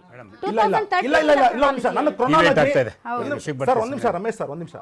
1998 ಅಲ್ಲಿ ಎಲ್ಲೆಲ್ಲೋ ತಗೊಂಡೋಗಿ ಡಿವೇಟ್ ಮಾಡ್ರಿ. ತಡ್ರಿ ಸರ್, 2013ರಿಂದ ಹೇಳ್ಬಿಡಿ. ನಿಮ್ದು ಹೇಳಿ, ನಿಮ್ ಪಾರ್ಟಿ ಹೇಳಿ. ಬಿಕಾಸ್ ಕ್ವಶನ್ ಇಸ್ ಮೇಡಮ್, ನಮ್ಮ ಪಾರ್ಟಿನೇ ಬರ್ತಾ ಇದೀನಲ್ಲ ಮೇಡಮ್. ನಿಮಗೆ ನಾನು ಎಷ್ಟಂತ ಹೇಳಿ ಮೇಡಮ್? 1998 ಅಲ್ಲಿ ನಮ್ಮ ಸರ್ಕಾರ ಬಂದಿದ್ಮೇಲೆ ಒಂದ್ ನಿಮಿಷ ತಡ್ರಿ, ಬಿಜೆಪಿಗೆ ಬದ್ಧತೆ ಇಲ್ಲ ಅನ್ನೋದು ಪ್ರಶ್ನೆ. ಸೊ ನಿಮ್ಮ ಸರ್ಕಾರ ಬಂದಾಗಿಂದ ಯಾವ ರೀತಿ ಬದ್ಧತೆ ಪ್ರದರ್ಶನ ಮಾಡಿರೋದನ್ನ ಹೇಳ್ಬಿಡಿ ಪ್ಲೀಸ್. ನಾನು ಒಂದು ನಿಮಿಷ ನೋಡಿ, ನೀವು ಈ ಪ್ರಶ್ನೆ ಕೇಳಿದ ಬದ್ಧತೆ ಪ್ರಶ್ನೆ ಕೇಳಿದಕ್ಕೆ ಇನ್ನೂ ಒಂದು ನಿಮಿಷ ಕೊಡಿ, ಅನ್ಇಂಟರಪ್ಟೆಡ್ ಕೊಡಿ. 1951 ಇಂದ ಹೇಳಿದ್ರೆ ಸರ್. ಹೌದು ಮೇಡಮ್, 1951 ಇಂದ ಇಂಪಾರ್ಟೆಂಟ್. ಕಾಂಗ್ರೆಸ್ ಬದ್ಧತೆ ಗೊತ್ತಾಗಬೇಕಲ್ಲ ನಿಮಗೆ. ಕಾಂಗ್ರೆಸ್ ಬದ್ಧತೆ ನೀವು ಈಗ ಪ್ರಶ್ನೆ ಇರೋದು, ನೀವು ಅದನ್ನ ವಿರೋಧಿಸಿದ್ರಿ. ಈಗ ಯಾರು ವಿರೋಧಿಸಿದ್ರು? ನಾನು ಹೇಳ್ತಾ ಇದ್ದೀನಲ್ಲ ಎಲ್ಲಿ ವಿರೋಧಿಸಿದೀವಿ ಅಂತ ಅಂದ್ಬಿಟ್ಟು, ಎಲ್ಲಿ ಪರ ನಿಂತ್ಕೊಂಡು ಹೇಳ್ತಾ ಇದ್ದೀನಿ. ಒಂದು ನಿಮಿಷ ಇರಿ. ನಮ್ಮ ವಾಜಪೇಯಿ ಅವ್ರ ಸರ್ಕಾರ ಬಂದ ಮೇಲೆ ಆವಾಗಲೂ ಸಹ ಏನು ಹಿಂದೆ ಸರ್ಕಾರದ ಪ್ರಪೋಸಲ್ ಹೋಗಿತ್ತು ಅದನ್ನ ಮಾಡಬೇಕು ಅಂತ ಹೇಳ್ತಾರೆ. ತದನಂತರದಲ್ಲಿ 2001 ಹತ್ರ ಬಂದಾಗ ಈ ಬಾರಿ ಇದಾಗೋದಿಲ್ಲ, ಮುಂದಿನ ಬಾರಿ ಮಾಡೋಣ ಅಂತ ಹೇಳ್ಬಿಟ್ಟು ಪ್ರಪೋಸಲ್ನ ಇದೇ ವಾಜಪೇಯಿ ಸರ್ಕಾರ ಕೊಡುತ್ತೆ. ತದನಂತರದಲ್ಲಿ ನಮ್ಮ ಸರ್ಕಾರ 2004ರಲ್ಲಿ ಹೋದ್ಮೇಲೆ 2 ಬಾರಿ opposition leader of opposition Lok Sabha, leader of opposition Rajya Sabha, ಜೊತೆಗೆ ನಮ್ಮ ಅನೇಕ ನಾಯಕರುಗಳು ಪತ್ರ ಬರೀತಾರೆ. ಈ ಬಾರಿ 2011ರಲ್ಲಿ ನೀವು ಜಾತಿ ಗಣತಿ ಮಾಡಿಸಿ ಅಂತ ಹೇಳಿ ವೀರಪ್ಪ ಮೊಯ್ಲಿ ಅವರ ಕಮಿಟಿ ಸೆಟಪ್ ಆಗುತ್ತೆ. ವೀರಪ್ಪ ಮೊಯ್ಲಿ ಅವರ ಕಮಿಟಿನಲ್ಲಿ ಚರ್ಚೆ ಆಗ್ತದೆ. ಚರ್ಚೆನಲ್ಲಿ ಅಪೋಸ್ ಮಾಡಿದವರು ಯಾರು ಗೊತ್ತಾ?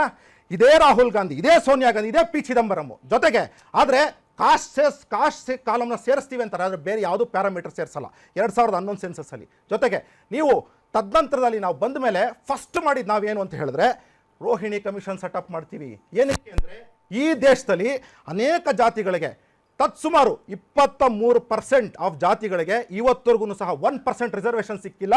ಪಂಚಾಯತ್ ಇರ್ಬೋದು, ಸ್ಕೂಲ್ ಇರ್ಬೋದು, ಕಾಲೇಜ್ ಇರ್ಬೋದು, ಅಥವಾ ಜಾಬ್ಸ್ ಇರ್ಬೋದು ಅಂತ ಹೇಳಿ ಒಂದು ವರದಿ ಕೊಡ್ತಾರೆ, ರಫ್ ವರದಿ. ಅದು ಸರಿನಾ ತಪ್ಪಾ ಅಂತ ಹೇಳಿ ತಿಳ್ಕೊಳ್ಳೋಕ್ಕೋಸ್ಕರ ರೋಹಿಣಿ ಕಮಿಷನ್ ಮಾಡಿ, ಜೊತೆಗೆ OBCದು ಒಂದು ಪರ್ಮನೆಂಟ್ ಕಮಿಷನ್ ಮಾಡ್ತೀವಿ, ರಾಜ್ಯಗಳ ಪತ್ರ ಬರಿತೀವಿ ನೀವೆಲ್ಲ ಕಮಿಷನ್ ಮಾಡಿ ಅಂತ ಹೇಳಿ ಇರಲಿ. ಜೊತೆಗೆ ಏನು ಮಾಡಿದ್ವಿ ಅಂದರೆ ರೋಹಿಣಿ ಕಮಿಷನ್ ಕಮಿಟಿ ರಿಪೋರ್ಟ್ ಏನಿದೆ ಇವತ್ತು ಪ್ರೆಸಿಡೆನ್ಷಿಯಲ್ ಸೈನ್ ಆಗಿದೆ, ಇವತ್ತು ಅದಕ್ಕೋಸ್ಕರ ಕಾಸ್ಟ್ ಸೆನ್ಸಸ್ ಮಾಡಿಸ್ತೀವಿ.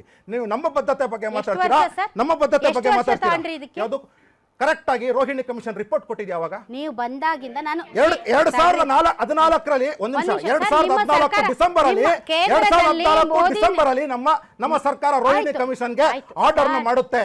2021-22 ವರೆಗೂ ಸಹ ಇಡೀ ದೇಶದಲ್ಲಿ ಓಡಾಡಿ ಪ್ರತಿಯೊಂದು ಜಾತಿನೂ ಸಹ ಪ್ರತಿಯೊಂದು ಜಾತಿ ಸುಮಾರು 8,500 ಜಾತಿಗಳು 8,500 ಜಾತಿಗಳನ್ನ ಹುಡುಕಿ ಇಷ್ಟು ಜಾತಿಗಳಿಗೆ ನ್ಯಾಯ ಒದಗಿಸಬೇಕು ಅಂತ ಹೇಳಿ ಇವತ್ತು ಕಮಿಟಿ ರಿಪೋರ್ಟ್ ಕೊಟ್ಟಿದೆ. ಎಷ್ಟು ವರ್ಷ ತಾಂಡ್ರಿ? ಆಯ್ತು ಮೇಡಮ್, ಆಯ್ತು ಒಂದು ನಿಮಿಷ. ಎಷ್ಟು ವರ್ಷ ತಾಂಡ್ರಿ ನೀವು? ಸುಮಾರು ಇವತ್ತಿಗೆ 9 ವರ್ಷ ರೋಹಿಣಿ ಕಮಿಷನ್ ಸ್ಟಡಿ ಮಾಡಿತು. ರೋಹಿಣಿ ಕಮಿಷನ್ ಅಲ್ಲ, ನರೇಂದ್ರ ಮೋದಿ ಅವರ ಸರ್ಕಾರ ಬಂದು ಇಲ್ಲಿಗೆ ಎಷ್ಟು ವರ್ಷ? 11 ವರ್ಷ ಆಯ್ತು. 11 ವರ್ಷ ಆಯ್ತು. 11 ವರ್ಷ ತಾಂಡ್ರಿ. ಹೌದು. ಓಕೆ, ಫೇರ್ ಆಯ್ತು, ಒಂದು ನಿಮಿಷ. ನಾನು ಆಡಿಯನ್ಸ್ ಹೋಗಬೇಕು. ಈ ಜಾತಿ ಅಂತ ಯಾಕೆ ಬೇಕು? ನಾವೆಲ್ಲ ಹಿಂದೂಗಳೇ ಅಲ್ವಾ? ಈ ಜಾತಿ ಅಂತ ಗಣತಿ ಏನಕ್ಕೆ ಮಾಡ್ಬೇಕು ಅಂತ ಕೇಳ್ತಾ ಇದ್ದೀನಿ. ಓಕೆ, ಸೊ ನಿಮಗೆ ಜಾತಿ ಗಣತಿ ಯಾಕೆ ಬೇಕು ಅನ್ನೋದ್ರ ಬಗ್ಗೆ ತಮಗೆ ಅರಿವಿಲ್ಲ ಅನ್ನೋದಾದ್ರೆ ನಾನು ಅಶೋಕ್ ಗೌಡ್ರಿಗೆ ಹೇಳ್ತೀನಿ, ಜಾತಿ ಗಣತಿ ಯಾಕೆ ಬೇಕು ಅಂತ ಸ್ವಲ್ಪ ನಿಮ್ಮ ಪಕ್ಷದ ಕಾರ್ಯಕರ್ತರಿಗೆ ಒಂದು ಸ್ವಲ್ಪ ಎಕ್ಸ್ಪ್ಲೇನ್ ಮಾಡಿ ಸರ್. ನೋಡಿ, ಸಾರ್ವಜನಿಕರು ಕೇಳಿರ್ತಕ್ಕಂಥ ಪ್ರಶ್ನೆ ವ್ಯಾಲಿಡ್ ಪ್ರಶ್ನೆ, ಕರೆಕ್ಟ್ ಇದೆ. ಕರೆಕ್ಟ್ ಅಲ್ಲ ರೀ, ಯಾಕೆ ಬೇಕು ಹೇಳಿ? ನೀವು ಜಾತಿ ಗಣತಿ ವಿರೋಧಿಸಲ್ವಲ್ಲ, ಹೇಳಿ. ಉತ್ತರ ಕೊಡ್ತೀನಿ. ಅವ್ರು ಏನೋ ಇನ್ನೊಂದು ಪ್ರಶ್ನೆ ಬೇಡ, ಅವ್ರಿಗೆ ಹೇಳಿ ನೀವು. ಒಂದ್ ನಿಮಿಷ ತಡ್ರಿ ಮೇಡಮ್. ನೋಡಿ, ಜಾತಿ ಗಣತಿ ಏನಕ್ಕೆ ಇವತ್ತು ಏನಕ್ಕೆ ಬೇಕಾಗಿದೆ? 1931ನಲ್ಲಿ ಲಾಸ್ಟ್ ಟೈಮ್ ಸೆನ್ಸಸ್ ಆಯಿತು. 1931ನಲ್ಲಿ ಸೆನ್ಸಸ್ ಆದಮೇಲೆ ಈ ಭಾರತದ ಡೆಮೋಗ್ರಫಿ ತುಂಬ ಬದಲಾವಣೆ ಆಯಿತು. ಏನಕ್ಕೆ ಅಂದರೆ 1947-48ಅಲ್ಲಿ ನಾವು ದಲಿತರಿಗೆ ರಿಸರ್ವೇಷನ್ ಕೊಟ್ವಿ. 1989-1990ನಲ್ಲಿ ನಾವು OBCಗಳಿಗೆ ರಿಸರ್ವೇಷನ್ ಕೊಟ್ವಿ. ತದನಂತರದಲ್ಲಿ ಅನೇಕ ಸಮುದಾಯಗಳು, ಕೆಲವು ಸಮುದಾಯಗಳು ಕೆಲವು ರಾಜ್ಯಗಳಲ್ಲಿ ತುಂಬಾ ಮುಂದುವರೆದ್ಬಿಟ್ಟಿದೆ, ಕೆಲವು ಸಮುದಾಯಗಳು ತುಂಬಾ ಹಿಂದುಳಿದಿದೆ. ರೋಹಿಣಿ ಕಮಿಷನ್ ಪ್ರಕಾರ ಒಂದು ನಿಮಿಷ, ರೋಹಿಣಿ ಕಮಿಷನ್ ಪ್ರಕಾರ ಕರ್ನಾಟಕದಲ್ಲಿ ದಲಿತರ ಮಧ್ಯದಲ್ಲಿ ಒಂದ್ ನಿಮಿಷ ಇರಿ. ಅಲ್ಲ, ಅವ್ರು ಕೇಳಿದ್ದು ನಾವೆಲ್ಲರೂ ಹಿಂದೂಗಳೇ ಅಲ್ವಾ, ನಮಗೆ ಯಾಕೆ ಬೇಕು ಜಾತಿ, ಈ ಜಾತಿ ಗಣತಿ ಯಾಕೆ ಬೇಕು ಅಂತ ಅವ್ರು ಕೇಳ್ತಾ ಇರೋದು. ನಿಮಗೆ ರೆಸ್ಪಾನ್ಸಿಬಿಲಿಟಿ ಇದೆ ಆಸ್ ಅ ರಾಜಕೀಯ ನಾಯಕ, ಯಾಕೆ ಬೇಕು ಜಾತಿ ಗಣತಿ, ಯಾಕೆ ಇಂಪಾರ್ಟೆಂಟ್ ಆಗುತ್ತೆ ದೇಶದಲ್ಲಿ ಜಾತಿ ಗಣತಿ ಅನ್ನೋದನ್ನ ಎಕ್ಸ್ಪ್ಲೇನ್ ಮಾಡಿ. ಒಂದು ಸಮುದಾಯ 10,000 ಜನ ಇರೋದು, ಅವರು ಪ್ರತಿ ಸತಿನೂ ಸಹ ಅನೇಕ ವರ್ಷಗಳಿಂದ ಅವರು ಅಲಮಾರಿ ಸಮುದಾಯ ಒಂದು ಕಡೆಯಿಂದ ಇನ್ನೊಂದು ಕಡೆಗೆ ಬೀದಿ ನಾಟಗಳನ್ನ ಪ್ರದರ್ಶನ ಮಾಡ್ಕೊಂಡು ಹೋಗ್ತಿದ್ದಾರೆ. ಆ ಸಮುದಾಯಕ್ಕೆ ಇವತ್ತಿಗೂ ಸಹ ಆ ಸಮುದಾಯದ ಒಂದು ಹುಡುಗ ನಮ್ಮ ಹತ್ರ ಕೆಲಸ ಮಾಡ್ತಿದ್ದ. ನಾನು ಕೇಳಿದೆ, ಏನಪ್ಪ ನಿಮ್ದು ಎಜುಕೇಷನ್ ಅಂತ ಹೇಳಿ. ಅಣ್ಣ, ಇಡೀ 10,000 ಜನದಲ್ಲಿ ನಮ್ಮಲ್ಲಿ ನಾನು ಒಬ್ಬನೇ ಡಿಗ್ರಿ ಕಂಪ್ಲೀಟ್ ಮಾಡಿದ್ದೀನಿ. ಈಗ ನನಗೆ ಗೊತ್ತಿಲ್ಲ ನೀವು ಯಾವ ಜಾತಿ ಅಥವಾ ಯಾವ ಕಮ್ಯುನಿಟಿಯಿಂದ ಬಂದಿದ್ದೀರಿ ಅಂತ, ಆದರೆ ನಮ್ಮ ರಾಜ್ಯದಲ್ಲಿ ಜಾತಿ ವ್ಯವಸ್ಥೆ ಜೀವಂತವಾಗಿದೆ. ಈಗಲೂ ಕೂಡ ಸಾಮಾಜಿಕವಾಗಿ, ಆರ್ಥಿಕವಾಗಿ, ಶೈಕ್ಷಣಿಕವಾಗಿ ಬಹಳಷ್ಟು ಜಾತಿ ಸಮುದಾಯಗಳು ಅತ್ಯಂತ ಹಿಂದುಳಿದಿವೆ. ಅಂಥವರನ್ನು ಸಮಾಜದ ಮುಖ್ಯವಾಹಿನಿಗೆ ತಂದು ಅವರ ಸಾರ್ವತೋಮಿಕ ಕಲ್ಯಾಣಕ್ಕಾಗಿ ಮೀಸಲಾತಿ ಅನ್ನೋದು ಬಂದಿದೆ.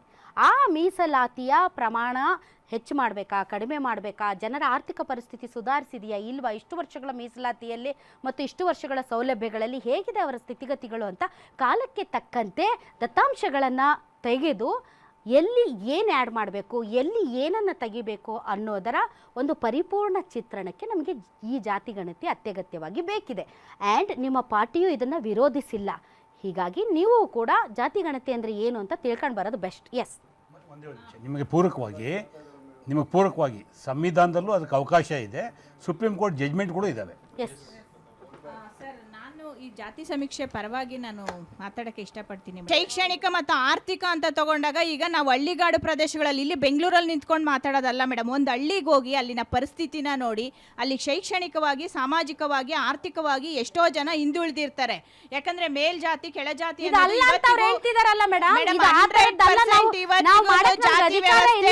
ಕರ್ನಾಟಕದಲ್ಲಿ ಜೀವಂತವಾಗಿದೆ. ಇದೇ ಬಿಜೆಪಿಯ ನಾಯಕರು ಸಹ ಕೆಲವೊಂದು ಸ್ಟೇಟ್ಮೆಂಟ್ಗಳನ್ನ ನಾವು ಕೊಟ್ಟಿರ್ಬೋದು. ಇವತ್ತು ದೇವಸ್ಥಾನಗಳಿಗೆ ಇವ್ರದೇ MP ನಾರಾಯಣ ಸ್ವಾಮಿ ಅವ್ರನ್ನ ಒಂದು ಜಿಲ್ಲೆಯಲ್ಲಿ ದೇವಸ್ಥಾನಕ್ಕೆ ಬಿಟ್ಕೊಳ್ಳಲ್ಲ, ಆ ಮಟ್ಟಿಗೆ ಜಾತಿ ವ್ಯವಸ್ಥೆ ಇವತ್ತಿನ ದಿವಸ ಜೀವಂತವಾಗಿದೆ. ಶೈಕ್ಷಣಿಕವಾಗಿಯೂ ಸಹ. ಸೊ ಇದೆಲ್ಲ ನಮಗೆ ಬೇಕು. ದತ್ತಾಂಶಗಳು ಬಿದ್ದಾಗಲೇ ಸರ್ಕಾರದಿಂದ ಅವರಿಗೆ ಮೂಲ ಸೌಕರ್ಯಗಳು, ಸೌಲಭ್ಯಗಳು ಸಿಗಕ್ಕೆ ಸಾಧ್ಯವಾಗುತ್ತೆ ಮೇಡಮ್. ನಾರಾಯಣ ಸ್ವಾಮಿ ಅಂತಹ ತಡ್ರಿ ಸರ್, ಮೇಡಮ್ ನಾರಾಯಣ ಸ್ವಾಮಿ ಅಂತಹ ಒಬ್ಬ ದೊಡ್ಡ ನಾಯಕ, ಜನರಿಂದ ಆಯ್ಕೆ ಆದಂತಹ ಜನಪ್ರತಿನಿಧಿ, ಈಗಲೂ ಕೂಡ ಅವರನ್ನು ಅಸ್ಪೃಶ್ಯರ ಥರ ನೋಡುವಂತಹ ಪರಿಸ್ಥಿತಿ ಇದೆ. ಸ್ವಾತಂತ್ರ್ಯ ಬಂದು ಇಷ್ಟು ದಿನ ಆಯಿತು, ಮೀಸಲಾತಿ ಬಂದು ಇಷ್ಟು ದಿನ ಆಯಿತು ಅಂದ ತಕ್ಷಣ ಇವತ್ತು ಮಾಡಿದಂಥ ಜಾತಿ ಗಣತಿಯಿಂದ ನಾರಾಯಣ ಸ್ವಾಮಿ ಅವರ ಸ್ಥಿತಿಗತಿಗಳು ಬದಲಾಗ್ಬಿಡ್ತಾ? ಮೇಡಮ್ ಆಗದೆ ಇರಬಹುದು, ಆದ್ರೆ ಆಗೋ ನಿಟ್ಟಿನಲ್ಲಿ ಸರ್ಕಾರ ಮೇಡಮ್ ನಾವು ಅದಕ್ಕೆ ಆಗೋ ನಿಟ್ಟಿನಲ್ಲಿ ನಾವು ಕ್ರಮನೇ ತಗೊಂಡಿಲ್ಲ ಅಂದ್ರೆ ಮತ್ತೆ ಮಾಡೋರು ಯಾರು ಮೇಡಮ್? ಅಂತ ದೊಡ್ಡವರು ನಾಯಕರಿಗೆ ಆ ಥರ ಒಂದು ನೋಡ್ಬೇಕಾದ್ರೆ ಸಮಾಜ ಇನ್ನು ಕೆಳಮಟ್ಟದಲ್ಲಿರುವಂತಹ ಹಳ್ಳಿಗಾಡು ಪ್ರದೇಶಗಳಲ್ಲಿರುವಂತಹ ಅಥವಾ ನೀವು ಹೇಳ್ತಿದ್ದೀರಲ್ಲ ಕೆಳ ಸಮುದಾಯಗಳು ಅಂತ ಏನು ನಾವು ಇವತ್ತು ಹೇಳ್ತಿದೀವಿ, ಮತ್ತೆ ಅವರಿಗೆ ಯಾರು ಮೇಡಮ್ ಕೊಡ್ತಾರೆ ಶೈಕ್ಷಣಿಕ ಸಾಮಾಜಿಕ ಭದ್ರತೆಯನ್ನ? Yes sir. ಇದೇ ನಮ್ಮ ಸ್ವಗೃಹಕ್ಕೆ ಬರ್ತಾರೆ. ಫಸ್ಟ್ ಪಾಯಿಂಟ್ ಮೇಡಮ್, ಫಸ್ಟ್ ಭಾಗ ಹೇಳ್ಬಿಡ್ತೀನಿ. ನಮ್ಮ ರಾಜ್ಯ ಸರ್ಕಾರ ಯಾವ ಥರ ಅವರು ಜಾತಿ ಸೆನ್ಸಸ್ ಮಾಡ್ತಾಯಿದ್ರಂತೆ, ಚಿಕ್ಕ ಮಕ್ಕಳು ಓದ 5ನೇ ಕ್ಲಾಸ್ 6ನೇ ಕ್ಲಾಸು ಓದ ಮಕ್ಕಳನ್ನ ಕರ್ಕೊಂಬಂದು ಜಾತಿ ಸೆನ್ಸಸ್ ಮಾಡ್ತಾ ಇದ್ದಾರೆ. ಇದಕ್ಕೆ ಪ್ರತ್ಯಕ್ಷದರ್ಶಿ ನಾನು ವಿಡಿಯೋ ಸಮೇತ ನಿಮಗೆ ಸಾಮಾಜಿಕ ಮಾಧ್ಯಮ ಇದರಲ್ಲಿ ಓಡಾಡ್ತಾ ಇದೆ, ಇನ್ಸ್ಟಾಗ್ರಾಮು, ಫೇಸ್ಬುಕ್, ವಾಟ್ಸಪ್ಪಲ್ಲೆಲ್ಲ. ಅದನ್ನ ಬಿಟ್ಟರೆ ಅದೊಂದು ಪಾರ್ಟು. ಅದೇ ಶಿಕ್ಷಕರು ನಾನು ಫೋನ್ ಮಾಡಿ ನಾನು ಹೊರಗಡೆ ಹೋದ್ಮೇಲೆ ನಮ್ಮ ತಂದೆ ತಾಯಿಯವರವ್ರನ್ನ ವಿಚಾರಿಸ್ತಾ ಇರ್ತಾರೆ. ಸೀದಾ ಮಕ್ಕಳು ಬಳಿ ಏನಂತ ಹೇಳಿದ್ರು ನಮ್ಮ MLC ಸಾಹೇಬರು ರಮೇಶ್ ಅವರು, ಇದು ಸಾಮಾಜಿಕ ಮತ್ತು ಶೈಕ್ಷಣಿಕ ಸಮೀಕ್ಷೆ ಅಂತ ಹೇಳಿದ್ರು. ಬಟ್ ಇದು ಇಂಡೈರೆಕ್ಟ್ಲಿ ಅದು ರಾಜ್ಯ ಜನತೆಗೆ ತಲುಪಿಸ್ತಾ ಇದೆ ಡೈರೆಕ್ಟ್ಲಿ ಅಂತ. ಬಟ್ ಇಂಡೈರೆಕ್ಟ್ಲಿ ಏನಿದೆ ಅಂತ ಹೇಳಿದ್ರು ಜಾತಿ ಗಣತಿನೇ ಅದು. ಏನಕ್ಕೆ ಅಂದ್ರೆ ಮಕ್ಕಳು ಬರ್ತಾರೆ ಸೀದಾ ಬಂದು ನಮ್ಮ ತಂದೆ ತಾಯಿಯವರು ಇರ್ತಾರೆ, ಸೀದಾ ಮಕ್ಕಳು ಬಂದು ಕೇಳ್ತಾರೆ ಮೇಡಮ್. 6ನೇ ಕ್ಲಾಸ್ 7ನೇ ಕ್ಲಾಸ್ ಪಾಯಿಂಟ್ ಇರಲಿ, 6ನೇ ಕ್ಲಾಸ್ 7ನೇ ಕ್ಲಾಸ್ ಮಕ್ಕಳು ಬಂದು ಕೇಳ್ತಾರೆ, ಅಕ್ಕ ನಿಮ್ಮದು ಜಾತಿ ಯಾವುದು, ಅಂಕಲ್ ನಿಮ್ಮದು ಜಾತಿ ಯಾವುದು ಅಂತ. ಯಾಕ್ರಪ್ಪ ಅಂತ ಕೇಳ್ತಾರೆ. ಅಂಕಲ್ ಈ ಥರ ಸಮೀಕ್ಷೆ ಬಂದಿದ್ದ ಆ ಮಕ್ಕಳು ಕೈಲಿ ಫೋನ್ ಕೊಟ್ಟು ಕಳಿಸಿರ್ತಾರೆ ರಾಜ್ಯ ಸರ್ಕಾರ. ಹೇಳ್ತಾ ಇದ್ದೀನಿ, ಫೋನ್ ಎಲ್ಲ ಸ್ಯಾಪ್ ಇರುತ್ತೆ, ಆ ಸ್ಯಾಪಲ್ಲಿ ಯೂಸ್ ಮಾಡ್ತಾರೆ. ಬ್ರದರ್ 2 ನಿಮಿಷ ಸುಮ್ಮನೆ ಇರಬೇಕು, ನಾನು ಮಾತಾಡಿದ್ಮೇಲೆ ನೀವು ಮಾತಾಡ್ರಿ.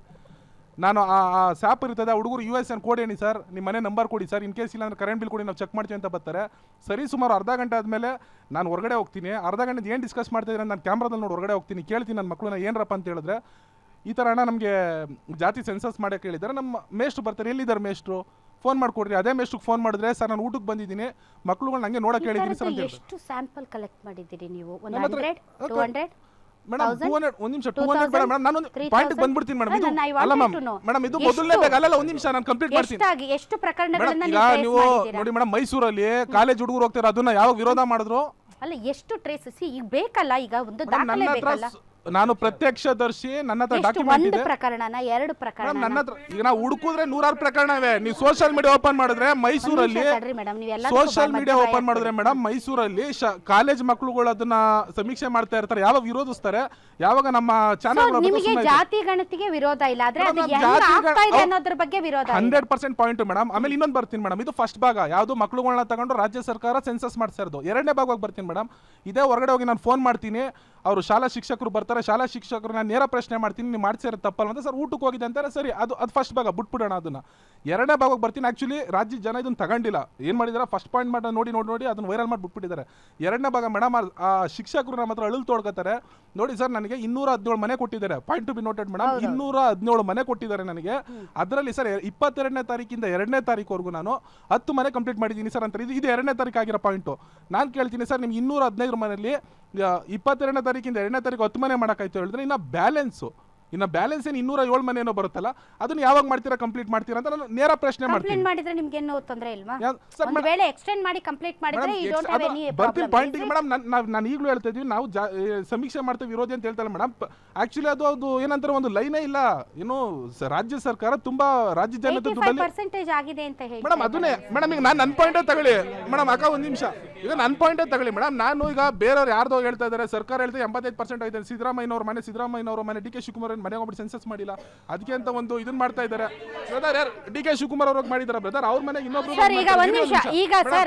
ಮೇಡಮ್ ಫೈನಲ್ ಪಾಯಿಂಟಿಗೆ ಬರ್ತೀನಿ ದಯಮಾಡಿ.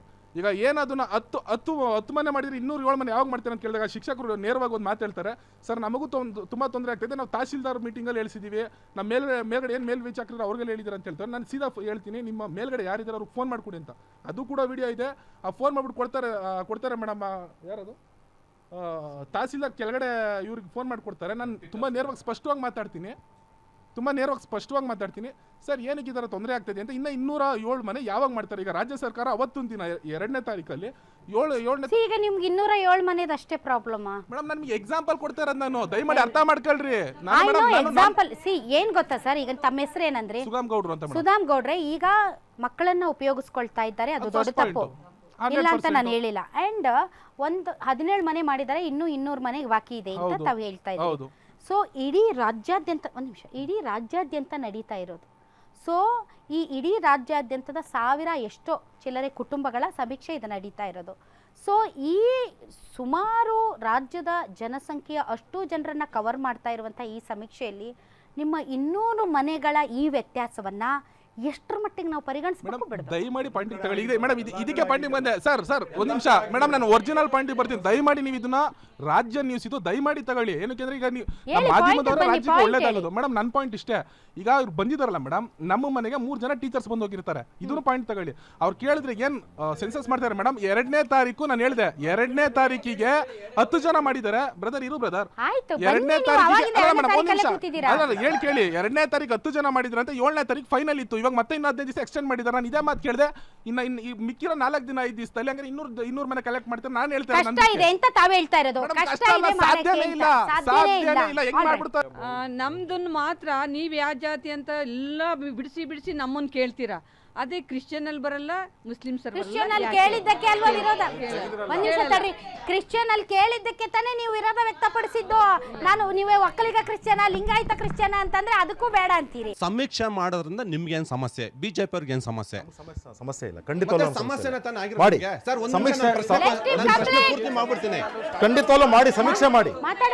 ನಾನು ಅವತ್ತನ್ನ ಕೇಳಿದೆ ಮೇಡಮ್ ಬೆಳಿಗ್ಗೆ ಎಷ್ಟು ಮಾಡಿ ಸರ್, ಇದು 28ನೇದು ಅಂತ ಹೇಳಿದ್ರು. ಮೇಡಮ್ ಬೆಳಿಗ್ಗೆ ಎಷ್ಟಾದ್ ಹೋದ್ರು? 8 ಗಂಟೆಗೆ ಹೋದೆ ಸರ್. ಇದು ಎಷ್ಟನೇದು ಮೇಡಮ್? 28ನೇದು. ಮೇಡಮ್ ಒಂದು ಮನೆಗೆ 100 ರೂಪಾಯಿ ಕೊಡ್ತಾರಂತೆ ಸರ್ಕಾರದಿಂದ. ಅವ್ರಿಗೆ ಸರ್ಕಾರದಿಂದ ತಿಂಗಳು ಸಂಬಳನೂ ಬರುತ್ತೆ, ಸೆನ್ಸಸ್ಗೆ 100 ರೂಪಾಯಿ ಕೊಡ್ತಾರಂತೆ. ಬಟ್ ಸರ್ಕಾರಿ ಶಾಲಾ ಶಿಕ್ಷಕರು ನನ್ಗೆ ಹೇಳಿದ್ದು ಮೇಡಮ್ ಇನ್ನೂ ಅವ್ರು ಹೇಳಿದ್ರು ಸರ್ ಇನ್ನೂ ಎರಡು ಮಾಡ್ತೀನಿ, ದಿನಕ್ಕೆ 30 ಗ್ರೇಟ್ ಅಂತ ಹೇಳ್ತಾ ಇಲ್ಲ, ಹೇಳಿದ್ದು ಅವ್ರಿಗೆ ಗೌರವ ಧನ ಕೊಡ್ತಾ ಇರೋದು. ಮೇಡಮ್ ನಮ್ಮ ಚಿಕ್ಕಬಳ್ಳಾಪುರದಿಂದ ಪೆರೇಸ್ ಅನ್ನೋ ಗ್ರಾಮದಲ್ಲಿ ಶಾಲಾ ಶಿಕ್ಷಕರು ಹಿಂದೆ ಬಿದ್ದಿದ್ದಾರೆ ಸೆನ್ಸಸ್ಗೆ. ಯಾಕೆ ಹೇಳಿ? ಅಷ್ಟು ಬೇಗ ನಡೀತಾ ಇದೆ. ಬಟ್ ಏನಾಗಿದೆ ಅಂದ್ರೆ ಬಿಜೆಪಿ ಎಲ್ಲಿ ಕ್ರೆಡಿಟ್ ಕಾಂಗ್ರೆಸ್ ಗೌರ್ಮೆಂಟ್ ಬಂದ್ಬಿಡುತ್ತೋ ಅವರು ಮಾಡ್ತಾ ಇದಾರಲ್ಲ ಸರ್. ಎಲ್ಲಿ ಮಾಡ್ತಾರೆ? ಅದಲ್ಲ ಪಾಯಿಂಟ್. ನೀವು ಒಂದು ಪಾಯಿಂಟ್ ನ ಮಿಸ್ ಮಾಡ್ತಾ ಇದ್ದೀರಾ. ಯಾಕೆ ಅಂತಂದ್ರೆ ಶಿಕ್ಷಕರನ್ನ ಒಂದು ಪಾರ್ಟಿ, ಶಿಕ್ಷಕರು ವೇಸ್ಟ್ಗಳು, ಅವ್ರಿಗೆ ಮಾಡಕ್ ಆಗ್ತಾ ಇಲ್ಲ, ಮಕ್ಕಳ ಕೈಯಲ್ಲಿ ಮಾಡಿಸ್ತಾ ಇದ್ದಾರೆ ಇಂತ ಒಂದು ಪಕ್ಷ. ಬೇಸಿಕಲಿ ಶಿಕ್ಷಕರ ಪರಿಶ್ರಮವನ್ನ ನೀವು ಯಾಕಿಷ್ಟು ತೆಗಳ್ತಾ ಇದ್ದೀರಾ? ದಸರಾ ರಜೆ ಬಿಟ್ಟು, ಮನೆ ಮಠ ಬಿಟ್ಟು, ಮನೆಗೂ ಹೋಗಿ ಎಲ್ಲ ಬಹಳಷ್ಟು ಜನ ನಾಯಿಗಳ ಹತ್ರ ಕಡಿಸ್ಕೊಂಡಿದ್ದಾರೆ. ಬಹಳಷ್ಟು ಜನ ಬಿಸಿಲು ಮಳೆ ಎಂದೆ ಅವ್ರ ಪರಿಶ್ರಮಕ್ಕೆ ಒಂದು ಕ್ರೆಡಿಟ್ ಕೊಡುವಂತಹ ಒಂದು ಒಳ್ಳೆ ಗುಣ ನಿಮ್ಮಲ್ಲಿ ಇಲ್ವಲ್ಲ? ನೀವು ಪಾರ್ಟಿಗಳು, ನೀವು ಓನ್ಲಿ ಬಿಕಾಸ್ ಆಫ್ ನಿಮ್ಮ ಪಾರ್ಟಿ ಅಜೆಂಡಾಗೋಸ್ಕರ ಶಿಕ್ಷಕರನ್ನ ಹೊಗಳುವ ಕೆಲಸ ಮಾಡ್ತೀರಾ ನೀವು. It's not fair.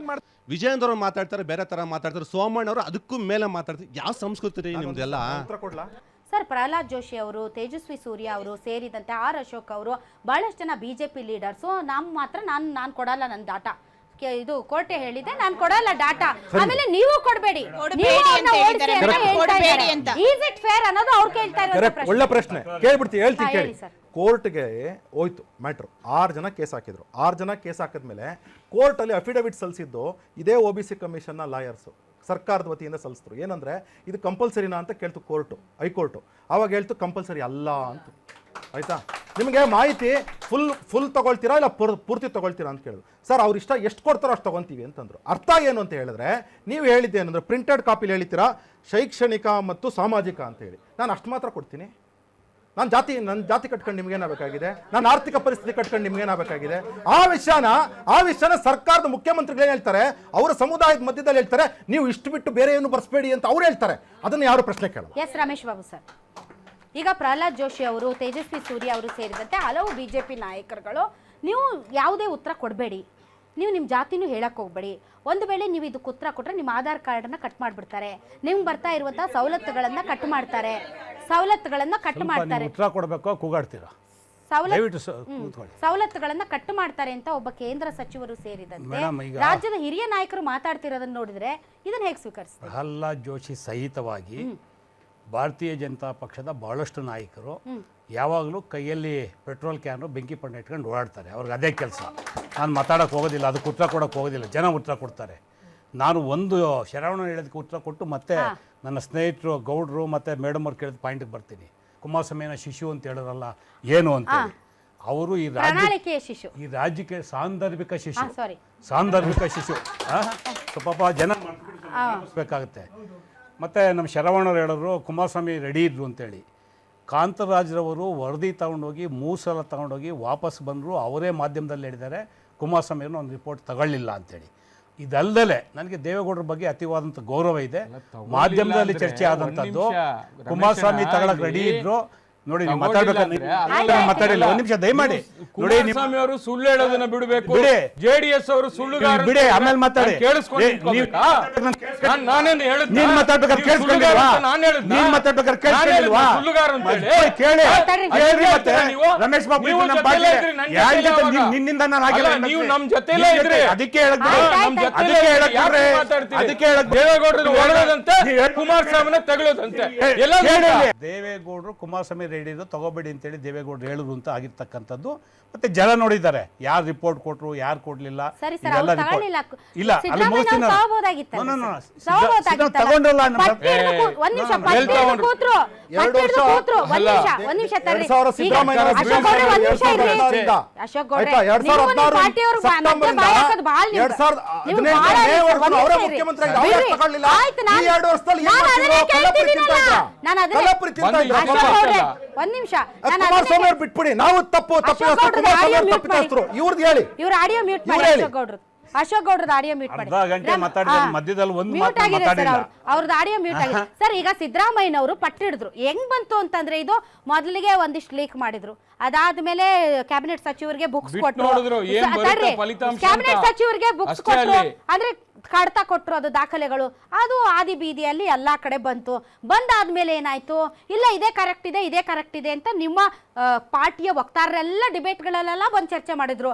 ಇದು ಕರೆಕ್ಟ್ ಇದೆ, ಇದು ಕರೆಕ್ಟ್ ಇದೆ ಅಂತ. ಡೆಲ್ಲಿಗೆ ಹೋದ್ರು, ಡೆಲ್ಲಿಗೆ ಹೋಗಿ ಬಂದವರೇ ಮತ್ತೊಂದು ಮಾಡ್ತೀನಿ ಅಂತಂದ್ರು. ಸೊ ನೀವೇನ್ ನ್ಯಾಯ ಒದಗಿಸಿದ್ರಿ ಕಾಂತರಾಜು ವರದಿ ಆಯೋಗಕ್ಕೆ? ನೀವು ಹೇಳಿದಷ್ಟು ಮಾತು ಸ್ವೀಕಾರ ಮಾಡ್ಕೊಂಡು ನಾನು ಯಾವುದು ಡಿಸ್ಪ್ಯೂಟ್ ಮಾಡಲ್ಲ.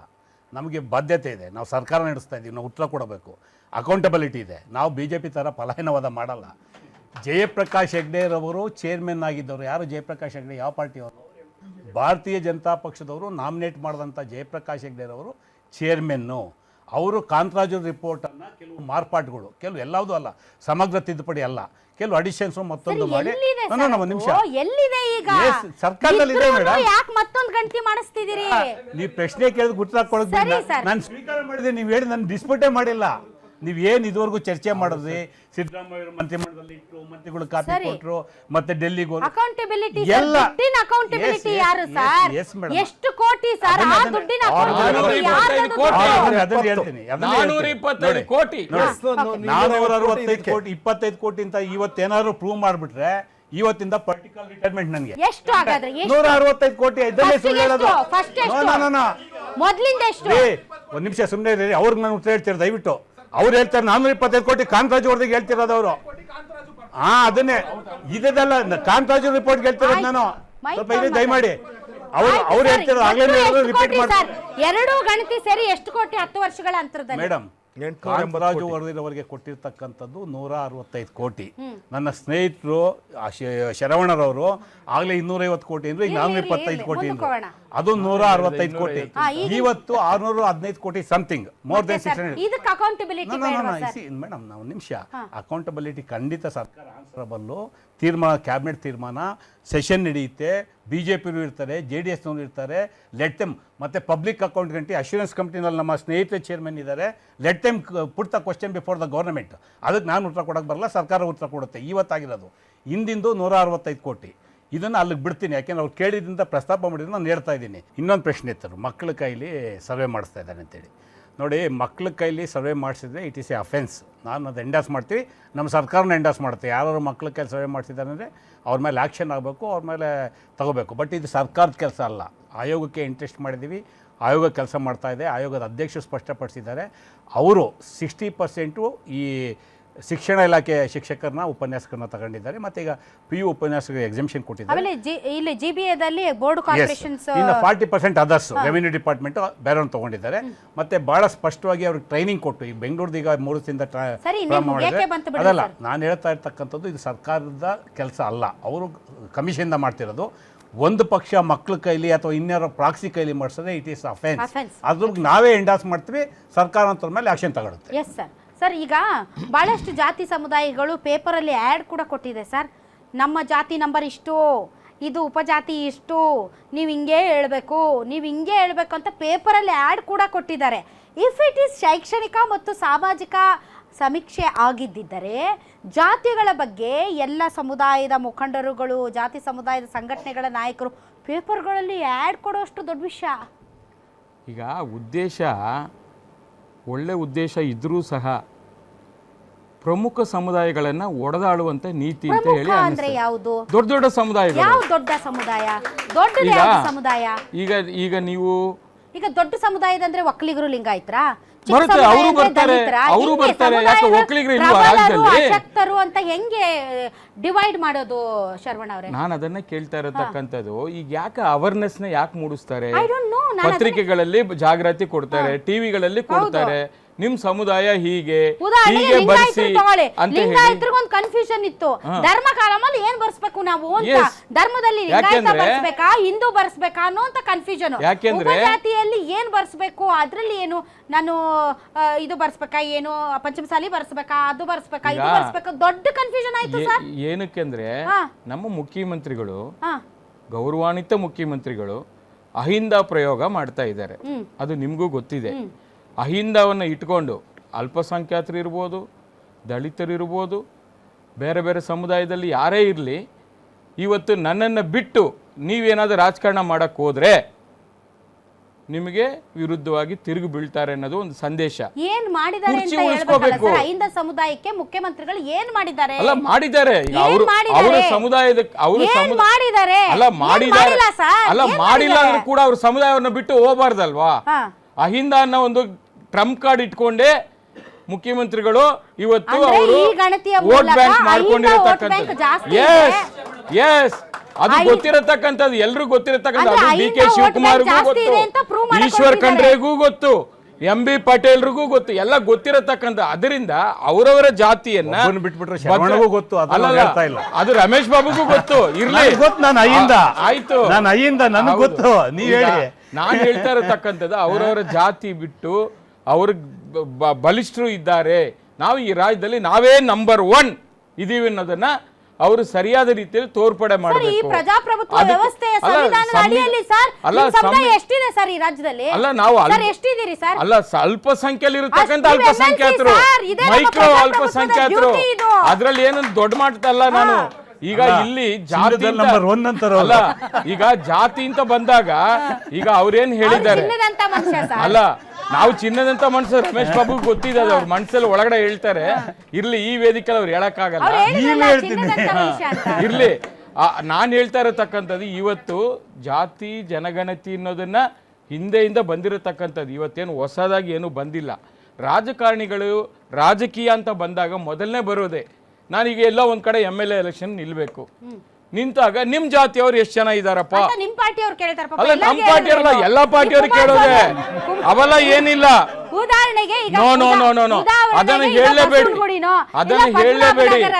ರಾಜಕೀಯ ಬಂದಾಗ ಎಲ್ಲಾ ಪಾರ್ಟಿಯವರು ನೋಡೋದೆ, ಎಲ್ಲಾ ಪಾರ್ಟಿಯವರು ನೋಡೋದೆ. ಟಿಕೆಟ್ ಕೊಟ್ಟಿಲ್ಲ JDS ಎಲ್ಲಾ ಪಾರ್ಟಿ ಯಾಕೆ ಕೊಟ್ಟಿಲ್ಲ? ಅಸೆಂಬ್ಲಿ ಟಿಕೆಟ್ ಕೊಟ್ಟಿಲ್ಲ. ಈಗ ನಿಮಗೂ ಕೊಟ್ಟಿಲ್ಲ, ನನಗೂ ನಿಮಗೂ ಕೊಟ್ಟಿಲ್ಲ. ಬೇಡ ಅಂದೆ. ಅಲ್ಲ, ಇರ್ಲಿ, ನಾವು ಗೆಲ್ಸಿದ್ವಿ ಅವ್ರನ್ನ MLC ಮೊದಲನೇ ಬಾರಿ ಟಿಕೆಟ್ ಕೊಟ್ಟು ಗೆಲ್ಸಿದ್ವಿ. ನಾನು ಅವ್ರ ಪರವಾಗಿ ಎಲ್ಲಾ ಕಡೆ 5 ಜಿಲ್ಲೆಯಲ್ಲಿ ಹೋಗಿ ಪ್ರಚಾರ ಮಾಡಿದ್ದೀನಿ.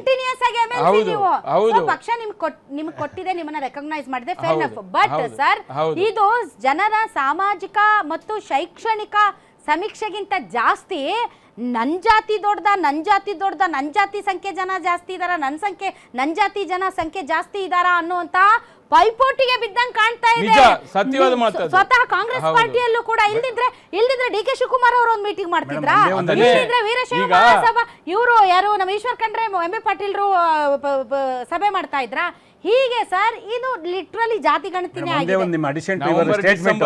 ನಿಮ್ಮ ಹೇಳಿಕೆಗೆ ಒಂದೇ ಅವರು MLA ಆಗಾದ ಶರವಣ ಅವರು ಅಹಿಂದ ಊಟಲ್ಲೇ ಆಗ್ಬೇಕು. ಅವರು ಆಯ್ತು, ನನಗೆ ಜಾತಿ ಇಲ್ಲ, ನಾವು ಜಾತಿ ಅತೀತ. ನಾನು ಯಾವತ್ತೂ ಜಾತಿ ಅತೀತ, ನಾನು ಯಾವತ್ತೂ ಕೂಡ. ಒಂದ್ ನಿಮಿಷ ಬಾಬಣ್ಣ, ನನ್ನ ಹತ್ರ 400 ಜನ ಎಂಪ್ಲಾಯೀಸ್ ಇದ್ದಾರೆ.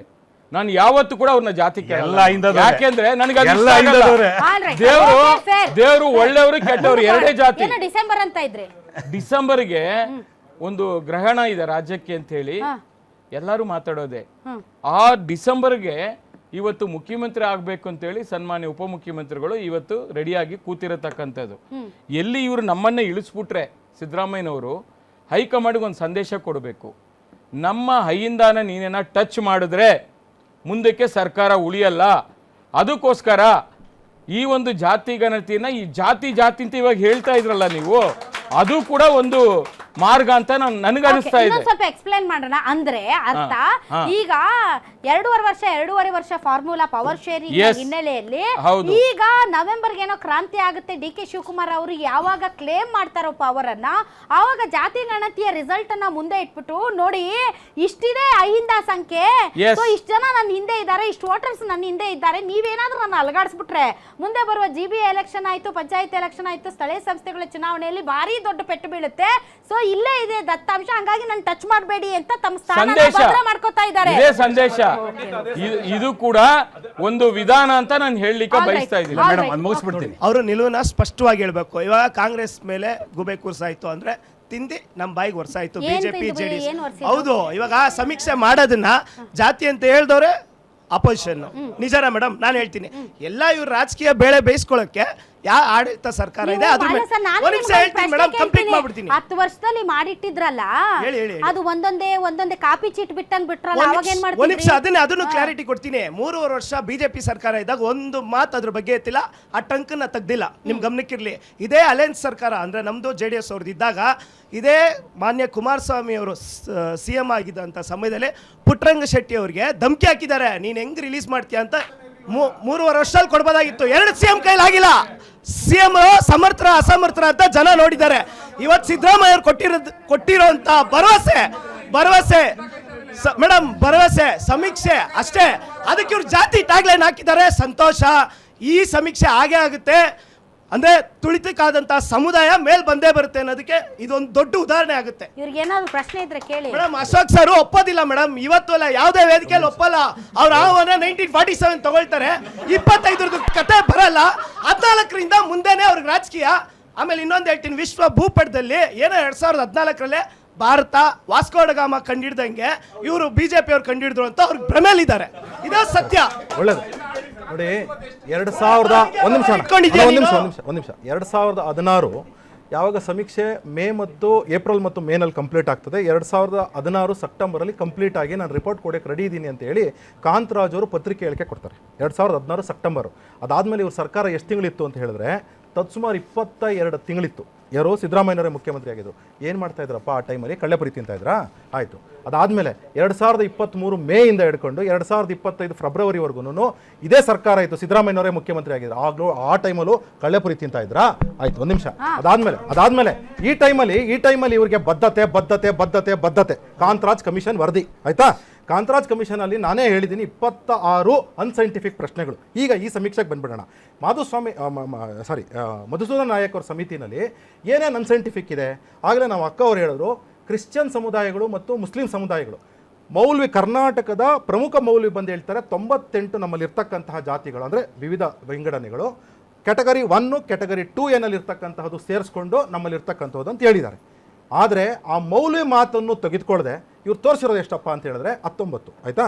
ಕ್ರಿಶ್ಚಿಯನ್ ಕಮ್ಯುನಿಟಿನಲ್ಲಿ 330 denominations. They don't call it as groups, they call it as denominations. ಆ ಡಿನಾಮಿನೇಷನ್ಸಲ್ಲಿ ಇವರು ಪ್ರಮುಖವಾದ ಡಿನಾಮಿನೇಷನ್ಸು ಸಿರಿಯನ್ ಕ್ಯಾಥಲಿಕ್ಕು, ರೋಮನ್ ಕ್ಯಾಥಲಿಕ್ಕು, ಪ್ರಾಟೆಸ್ಟೆಂಟ್ಸ್ ಬಿಟ್ಟು ಇವ್ರು ತೋರಿಸಿರ್ತಕ್ಕಂಥದ್ದು ಒಕ್ಕಲಿಗ ಕ್ರಿಶ್ಚಿಯನ್ನು, ಲಿಂಗಾಯತ್ ಕ್ರಿಶ್ಚಿಯನ್ ಅಂತ ತೋರಿಸಿದ್ರು. ಅದನ್ನು ತೆಗೆದ್ರು. ಒಂದು ನಿಮಿಷ ತೆಗೆದ್ರು. ಆದ್ರೆ ಡಿಫರೆನ್ಸ್ ಹೇಳಿ ನನಗೆ. ಜಾತಿಗೂ ಮತ್ತು ಈ ಪಂಥಕ್ಕೂ ಡಿಫರೆನ್ಸ್ ಇಲ್ವಾ? ಹೇಳ್ತೀನಿ. ಯಾಕೆ ಅಂದ್ರೆ ನಮ್ಮಲ್ಲಿ ಹಿಂದೂಗಳಲ್ಲಿ ಇದನ್ನ ಪೋರ್ಚುಗೀಸ್ ಒಬ್ಬ ಕೋಟ್ ಮಾಡಿದ್ದಾನೆ. ಕರ್ನಾಟಕ ಕನ್ನಡ ಅಥವಾ ಭಾರತದ ಭಾಷೆಗಳಲ್ಲಿ ಜಾತಿ ಅಂತ ಹೇಳಿದ್ರೆ ನಮ್ಮಲ್ಲಿ ಡಿನಾಮಿನೇಷನ್ ಅಂತ ಹೇಳ್ತೀವಿ ಅಂತ ಪೋರ್ಚುಗೀಸ್ ಹೇಳಿರ್ತಕ್ಕಂಥದ್ದು.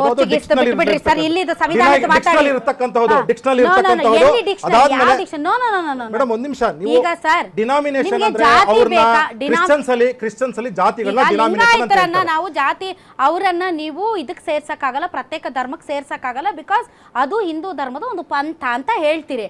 ಸೊ ನಿಮ್ಗೆ ಜಾತಿನೂ ಪಂಥನೂ ಧರ್ಮನೂ ಎಲ್ಲಾನು ಒಂದೇ ನಿಮ್ಗೆ? ಇಲ್ಲ ಮೇಡಮ್, ನೀವು ನೋಡಿ ಕನ್ಫ್ಯೂಸ್ ಮಾಡ್ಕೊಬೇಡಿ. ಕನ್ಫ್ಯೂಸ್ ಪಾಪ ಮಾಡ್ಕೊಂಡು ಬಹಳ ಇತಿಹಾಸ ಹೇಳ್ತಿದ್ದಾರೆ. ನೋಡಿ, ಒಂದ್ ನಿಮಿಷ. ಸಂಘ ಪರಿವಾರ ಏನ್ RSS ಒಂದ್ ನಿಮಿಷ ತಾಳಿ, ಒಂದ್ ನಿಮಿಷ ತಾಳಿ. ಈ ಸಂವಿಧಾನ ಬೇಡ ಮನುವಾದ ಬೇಕು ಅಂತ ಹೇಳೋದಲ್ಲ. ಯಾವಾಗ್ಲೂ ಹೇಳಿಲ್ಲ, ಯಾವಾಗ್ಲೂ ಹೇಳಿಲ್ಲ, ಯಾವಾಗ್ಲೂ ಹೇಳಿಲ್ಲ, ಯಾವಾಗ್ಲೂ ಹೇಳಿಲ್ಲ. ಸುಳ್ಳು ಹೇಳ್ತಾರೆ, ಹೇಳಿರೋದು. ಸುಳ್ಳು ಹೇಳ್ತಾರೆ. ನಿಮ್ ಸುಳ್ಳು, ಸುಳ್ಳು, ರಮೇಶ್ ಸುಳ್ಳು. ಬಾಬು ಹೇಳ್ತಿರೋ ಸುಳ್ಳು. ನೀವು ಸುಳ್ಳು. ರಮೇಶ್ ಬಾಬು ನಾನಲ್ಲ, ಹೇಳ್ತಿರೋ ನೀವು ಸುಳ್ಳು. ಸುಳ್ಳು. ಯಾವತ್ತೂ ನೀವು ಹೇಳಿಲ್ಲ ಸುಳ್ಳು. ನಾನು. ಯಾವತ್ತೂ ಹೇಳಿಲ್ಲ. ಈಗ ನಾನು ಕೇಳೋದೇನು ಅಂತಂದರೆ ರಮೇಶ್ ಸರ್ ಅವ್ರಿಗೆ ನೇರವಾಗಿ ಕೇಳ್ತೀನಿ. ಇವಾಗ ಏನು ಇದು ಸಾರ್ವಜನಿಕ ಶೈಕ್ಷಣಿಕ ಅಂತ ಸರ್ವೆ ಮಾಡ್ತಿದ್ದೀರಾ, ಇದರಲ್ಲಿ ನಿಮ್ಮದೇ ಆದಂಥ ಒಂದು ಅಪ್ಲಿಕೇಶನ್ನ ಇದು ಮಾಡಿದ್ದಾರೆ, ಒಂದು ಮೊಬೈಲಲ್ಲಿ ಆ್ಯಪ್ನ ಇದು ಮಾಡ್ಕೊಂಡು ಮಾಡ್ತಾ ಇದ್ದೀರಾ. ನಾನು ಹೇಳೋದೇನು ಅಂದರೆ ಕೆಲವೊಂದು ಬೆಂಗಳೂರಲ್ಲೇ ಕೆಲವು ಕಡೆ ನೆಟ್ವರ್ಕ್ ಇಶ್ಯೂಸ್ ಇದೆ.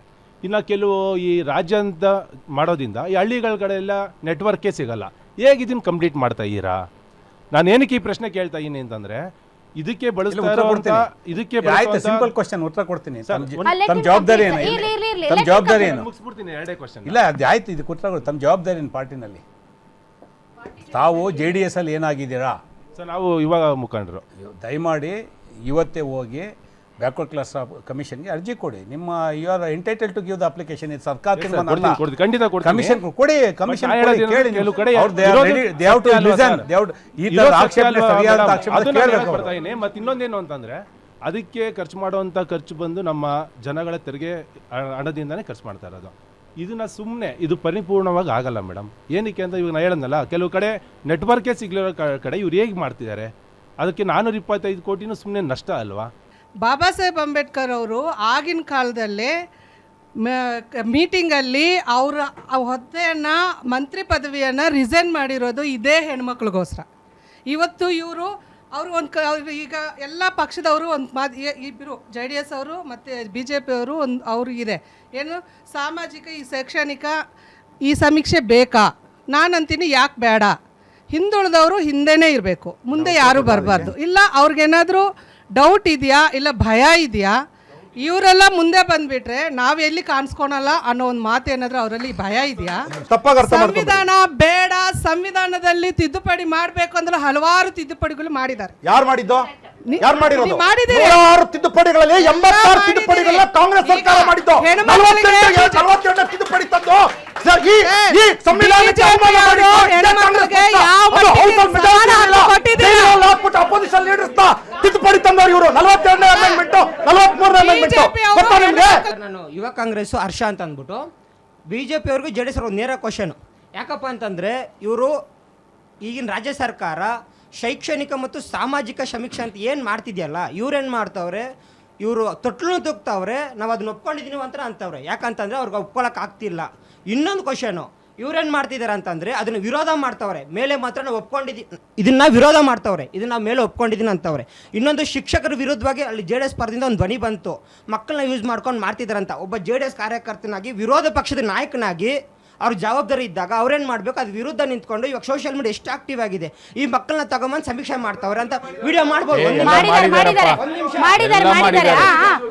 ಹೇಳ್ತಾ ಇದ್ದೀನಿ, ಮಾಡಿದ್ದಾರೆ.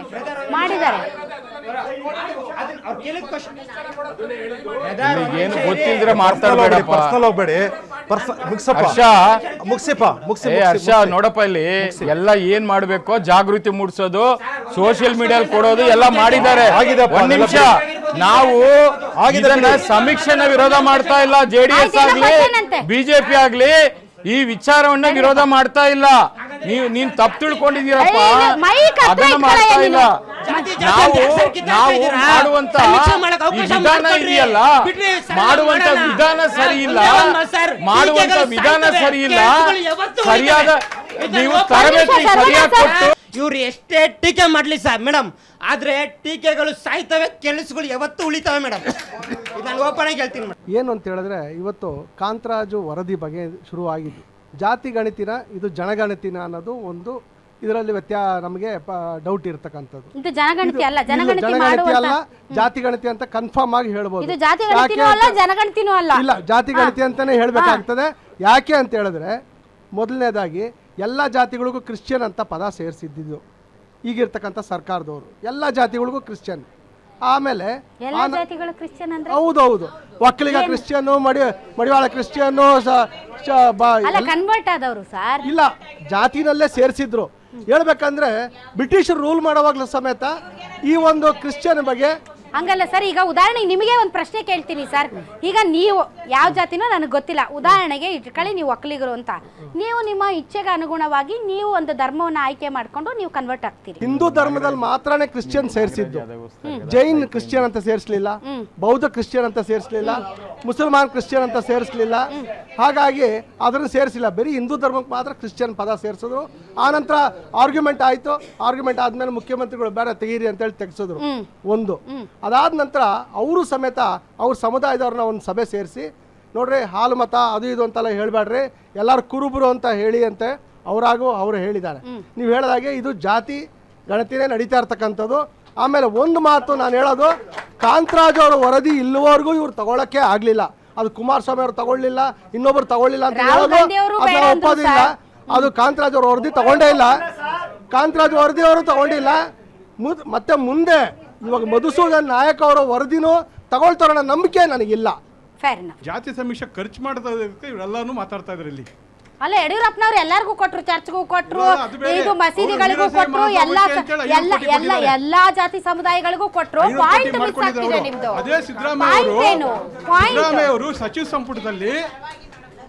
ಸಂಪುಟದಲ್ಲಿ ಸಿದ್ದರಾಮಯ್ಯ ಅವರು ನಾನು ಹಿಂದುಳಿದ ತುಳಿತಕ್ಕೊಳಗಾರರು ಪರವಾಗಿ ವ್ಯಕ್ತ ಆಯ್ತಲ್ಲ, ತಮ್ಮ ಹೆಸರೇನಂದ್ರೆ ಶ್ರೀನಿವಾಸ್ ಅವರೇ, ಸಚಿವ ಸಂಪುಟದಲ್ಲಿ ವಿರೋಧ ವ್ಯಕ್ತ ಆಯ್ತಲ್ಲ, ಚಾಮರಾಜನಗರದಲ್ಲಿ ಮಾಡ್ತೀವಿ, ಇದ್ರಲ್ಲೂ ಮಾಡ್ತೀವಿ, ಅದ್ರಲ್ಲೂ ಮಾಡ್ತೀವಿ, ವ್ಯಕ್ತಿಗಳಿಗೆ ನಾನು ವಾಯ್ಸ್ ಕೊಡಕ್ಕೆ ನಾನು ಸಿಎಂ ಅಂತ ಹೇಳಿದ್ರು. ನಿಮ್ಮ ಸಿದ್ದರಾಮಯ್ಯ ನೇತೃತ್ವದ ಸರ್ಕಾರದಲ್ಲಿ ಅವರು ತುಳಿತಕ್ಕೆ ಒಳಗಾದಂತ ವ್ಯಕ್ತಿಗಳಿಗೆ ವಾಯ್ಸ್ ಕೊಡೋದೇ ನನ್ನ ಧರ್ಮ ಅಂತ ಹೇಳಿದ್ರು. ಸಚಿವ ಸಂಪುಟದ ಸದಸ್ಯರೇ ವಿರೋಧ ವ್ಯಕ್ತಪಡಿಸ್ತಾ ಇದ್ದಾರೆ. ನೀವೆಲ್ಲರೂ ಎಷ್ಟೊಂದು ಜನ ನಾವು ದಲಿತರು, ಶ್ರೀನಿವಾಸ್ ಅವರೇ ನೀವೆಲ್ಲ ಬಂದಿದ್ದೀರಲ್ಲ, ನೀವು ಎಷ್ಟೊಂದು ಜನ ದಲಿತ ಅನ್ನುವಂತಹ ಪದಕ್ಕೇನೆ ನೀವು ಎದ್ದು ನಿಂತು ಬಿಟ್ರಿ. ಆದ್ರೆ ನಮ್ಮಿಂದ ಆಯ್ಕೆ ಆದಂತಹ ಸಚಿವ ಸಂಪುಟದಲ್ಲಿ ಸಿದ್ದರಾಮಯ್ಯರವರ ನೇತೃತ್ವದಲ್ಲಿ ಈ ಒಂದು ಕಾಂತರಾಜ್ ವರದಿ ಆಯೋಗದ ವರದಿಯನ್ನ ಸ್ವೀಕರಿಸಬೇಕಂದ್ರೆ ಎಷ್ಟು ಅಡೆತಡೆ ಮಾಡಿದ್ರು, ಎಷ್ಟು ಜನ ವಿರೋಧ ವ್ಯಕ್ತಪಡಿಸಿದ್ರು, ಎಷ್ಟು ಜನ ಅದನ್ನ ಬೇಡ ಅಂತ ಸಚಿವ ಸಂಪುಟ 1, 2, 3, 4 ಎಷ್ಟೋದ್ವು. ಅದ್ರ ಬಗ್ಗೆ ನೀವು ಯಾರು ಮಾತಾಡಲ್ಲ. ನಾವೇ ಸಮೀಕ್ಷೆ ಮಾಡ್ಕೊಳಕ್ಕೆ ಒಂದು ಅವಕಾಶ ಕೊಟ್ಟಿದ್ದಾರೆ, ಅದನ್ನು ಮಾಡ್ಕೊಂಡು ಎಷ್ಟೋ ನಾವು ಬದಲಾವಣೆಗಳು ಮಾಡ್ಬೋದು, ಸರ್ಕಾರಕ್ಕೆ ಸಹಾಯ ಮಾಡ್ಬೋದು. ಅದು ಒಂದು ವಿಷಯ. ನಾನು ಈಗ ಕೆಲವೊಂದು ಪ್ರಶ್ನೆಗಳಿಗೆ ಉತ್ತರ ಕೊಟ್ಟರೆ ನನ್ನ BPL ಕಾರ್ಡ್ ಕಟ್ ಆಗುತ್ತೆ, ಎಷ್ಟೋ ಪ್ರಶ್ನೆಗಳಿಗೆ ನಾನು ಉತ್ತರ ಕೊಟ್ಟರೆ ಸರ್ಕಾರದಿಂದ ಸಿಗ್ತಾ ಇರುವಂಥ ನನ್ನ ಸೌಲಭ್ಯಗಳು ಕಟ್ ಆಗುತ್ತೆ ಅಂತ ಈಗ ಬಹಳಷ್ಟು ಪಾರ್ಟಿಗಳ ನಾಯಕರುಗಳು ಜಾಗೃತಿ ಯಾಕೆ ಸುಳ್ಳು ಯಾಕಾಗುತ್ತೆ? ನೈಜ ಮಾಹಿತಿ ಕೊಟ್ಟರೆ ಜನಕ್ಕೆ ಅನುಕೂಲ. ಸತ್ಯ ಹೇಳಬೇಕು, ಏನಿದೆ ವಿಷಯ ಹೇಳಿದ್ರೆ ಜನಕ್ಕೆ ಅನುಕೂಲ ಆಗುತ್ತೆ. ಸರ್ಕಾರಕ್ಕೆ ಮುಂದೆ ಅವ್ರಿಗೆ ಯಾವ ರೀತಿ ಸಹಾಯ ಮಾಡಬೇಕು ಅನ್ನೋದು ಅನುಕೂಲ ಆಗುತ್ತೆ ಅನ್ನೋದು ನನ್ನ ಅಭಿಪ್ರಾಯ. ಅದಕ್ಕೆ ಸ್ವಯಂ ಏನು ನೋಂದಣಿ ಮಾಡ್ಕೊಳಕ್ಕೆ ಇದೊಂದು ಸಮೀಕ್ಷೆ ಮಾಡೋಕ್ಕೆ ಅವಕಾಶ ಕೊಟ್ಟಿದ್ದಾರೋ ಅದನ್ನು ನಾನು ಮಾಡ್ಕೊಂಡಿದ್ದೀನಿ. ಒಂದು ಅರ್ಧ ಗಂಟೆ ಮೇಡಮ್, ನನಗೆ ಒಂದು ಅರ್ಧ ಗಂಟೆ ತಗಂತು ಸ್ವಯಂ ಸಮೀಕ್ಷೆ ಮಾಡ್ಕೊಳಕ್ಕೆ. ನಾನು ನನ್ನ ಇಷ್ಟ ಬಂದಂಗೆ ನಾನು ತೃಪ್ತಿಯಾಗಿ ಮಾಡ್ಕೊಂಡು ನನ್ನ ಕೆಲಸ ಮಾಡ್ತಿದ್ದೀನಿ. ಬಹಳ ಜನಕ್ಕೆ ತೃಪ್ತಿ ಆಗಿಲ್ಲ, ಬಹಳ ಜನಕ್ಕೆ ಕಷ್ಟ ಆಯ್ತು. ನೀವು ಅದನ್ನ ಮಾಡ್ಕೋಬೇಕು. ಬಟ್ ನನ್ನ ಪಾಯಿಂಟ್ ಅರ್ಥ ಆಗಿಲ್ಲ. ಮೇಡಮ್ ಇಲ್ಲ, ಅವ್ರು ಹೇಳಿದ ಅದೆಲ್ಲ ಪಾಯಿಂಟು. ಇಲ್ಲ, ಒಂದು ನಿಮಿಷ, ಅವ್ರು ಹೇಳಿದ ಅದೆಲ್ಲ ಪಾಯಿಂಟು. ನಿಮಗೆ ಮನೆ ಹತ್ರ ಬರೋ ಅಲ್ದಲ್ಲೇ ಸ್ವಯಂ ಮಾಡ್ಕೊಳ್ಳೋದಕ್ಕೆ ಅವಕಾಶ ಇದೆ ಆನ್ಲೈನ್ ನಲ್ಲಿ. ಜಾತಿ ಗಣತಿ ಬಗ್ಗೆ ನೋಡಿದ್ರೆ ಇಲ್ಲಿ ಬೇರೆ ಬೇರೆ ಬಗ್ಗೆನೇ ಮಾತಾಡ್ತಾ ಇದ್ದಾರೆ. ಇದು ವಾದ ವಿವಾದ ಮೇಡಮ್. ಪಂಚಾಯಿತಿಯಲ್ಲಿ ನಾವು ಹೇಳಿದ್ದೆ ಆಗ್ಬೇಕಾಗಿಲ್ಲ, ಬೇರೆಯವರು ಬೇರೆ ಮಾತಾಡ್ತಿರ್ತಾರೆ. ಆಯ್ತು ಮೇಡಮ್, ಮಾಡ್ಬೋದು, ಬೇರೆನೂ ಮಾಡ್ಬೋದು. ಆದ್ರೆ ಜಾತಿ ಗಣತಿ ಬಗ್ಗೆ ಅಂತಾನೆ ಇಲ್ಲಿ ಬಂದಿರ್ಬೇಕಾದ್ರೆ ಅದನ್ನ ಇವಾಗ ವಾಸ್ತವದಲ್ಲಿ ಏನ್ ನಡೀತಾ ಇದೆ ಸರ್ಕಾರದಲ್ಲಿ ಅದ್ರ ಬಗ್ಗೆ ಚರ್ಚೆ ಮಾಡ್ಬೇಕು. ಸುರೇಶ್ ಗೌಡ್ರು ಸರ್ ಹೇಳ್ತಾರೆ ಏನೇ ಈ ವಾಸ್ತವದ ಬಗ್ಗೆ, ಅಶೋಕ್ ಗೌಡ್ರು ಸರ್ ಹೇಳ್ತಾರೆ ಏನೇ ಇಲ್ಲಿ ಇವಾಗ ಏನ್ ನಡೀತಾ ಇದೆ ವಾಸ್ತವದ ಬಗ್ಗೆ ಹೇಳಿ ಅಂತ ಅಂದ್ರೆ ಹೋಗಿ 1923-33 ಹೋದ್ರೆ ವಾಸ್ತವದಲ್ಲಿ ಉಪ್ಪಿನಕಾಯಿ ಹಾಕಿದ್ದೀರಾ?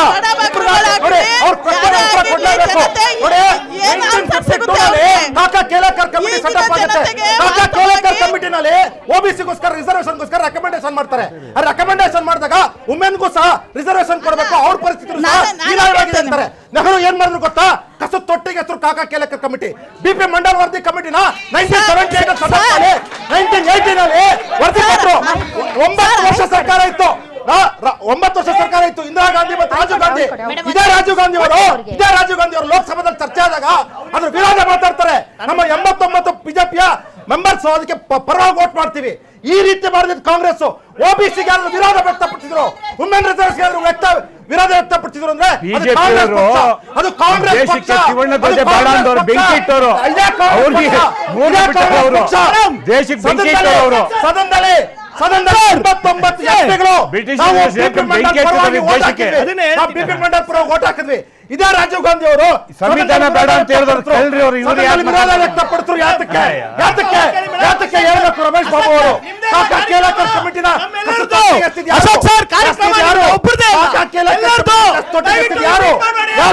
ಯಾರು ವುಮೆನ್ ರಿಸರ್ವೇಶನ್ ಬಗ್ಗೆ ಅದರ ಮಾತಾಡಿದ್ರು, ಅದ್ರ ಬಗ್ಗೆ ಮಾತಾಡಲಿ ಕಾಂಗ್ರೆಸ್ ಅವರು. ಕ್ವಶನ್ ಮಾಡಿದ್ದಾರೆ, ಉತ್ತರನೂ ತಗೋಬೇಕು. ಎಲ್ಲಾ ಕಸದ ಬುಟ್ಟಿಗೆ ಹಾಕಿದ್ರೆ ಅಶೋಕ್ ಸರ್ ಇವತ್ತು ನಿಂತ್ಕೊಂಡು ಈ ಡಯಾಸ್ ಅಲ್ಲಿ ಮಾತಾಡಕ್ ಆಗ್ತಾ ಇರಲಿಲ್ಲ. ಹಿಟ್ಲರ್ ಆಳ್ವಿಕೆ ಕಾಂಗ್ರೆಸ್ ಯಾವತ್ತೂ ಮಾಡಿಲ್ಲ, ಇವತ್ ಮಾಡ್ತಾ ಇರೋದು ಹಿಟ್ಲರ್ ಆಳ್ವಿಕೆ. ಇದೇ ಬಿಜೆಪಿ ಒಂದು ಮಾಡ್ತಿಲ್ಲ ಅಂದ್ರೆ ಇಷ್ಟ ಪಡಿಲ್ಲ. ಅಶೋಕ್ ಅವರೇ ಕಾಂಗ್ರೆಸ್ ಇಂದ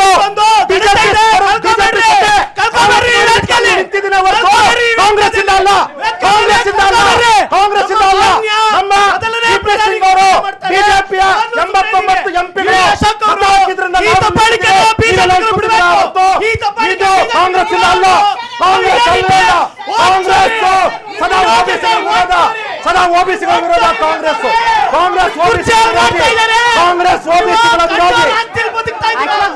ಓಬಿಸಿಗಳ ವಿರೋಧಿ. ಅಂದ್ರೆ RSS ಸಂಘ ಸಂಸ್ಥೆ ಮೇಲೂ ಹಾಕಿಲ್ಲ, ಬಿಜೆಪಿ ಮೇಲೂ ಬೇಡ ಅಂತ ಹೇಳಿದವರು. ಎರಡನೇ ವಿಚಾರ ಜಾತಿ ಸಮೀಕ್ಷೆ ಪಾಕಿಸ್ತಾನ ಜಿಂದಾಬಾದ್ ಅಂದವ್ರ ಬಗ್ಗೆ ಹೋಗ್ಲ ಪಾಕಿಸ್ತಾನ ಜಿಂದಾಬಾದ್ ಅವ್ರ ಬಗ್ಗೆ ಏನ್ ಮಾತಾಡ್ತೀವಿ? ಪಿಕ್ಚರಲ್ಲಿ ಬದುಕ್ತವ್ರು ನೀವು. ನಿಮ್ಗೆ ಯಾಕೆ ಏನ್ರಿ ಐತೆ? ಸ್ವಾತಂತ್ರ್ಯದಲ್ಲಿ ಪಾಲ್ಗೊಳ್ಳೇ ಇಲ್ಲ ನೀವು. ಅಶೋಕ್ ಅವರೇ ಕೇಳಿಸ್ಕೊಳ್ಳಿ,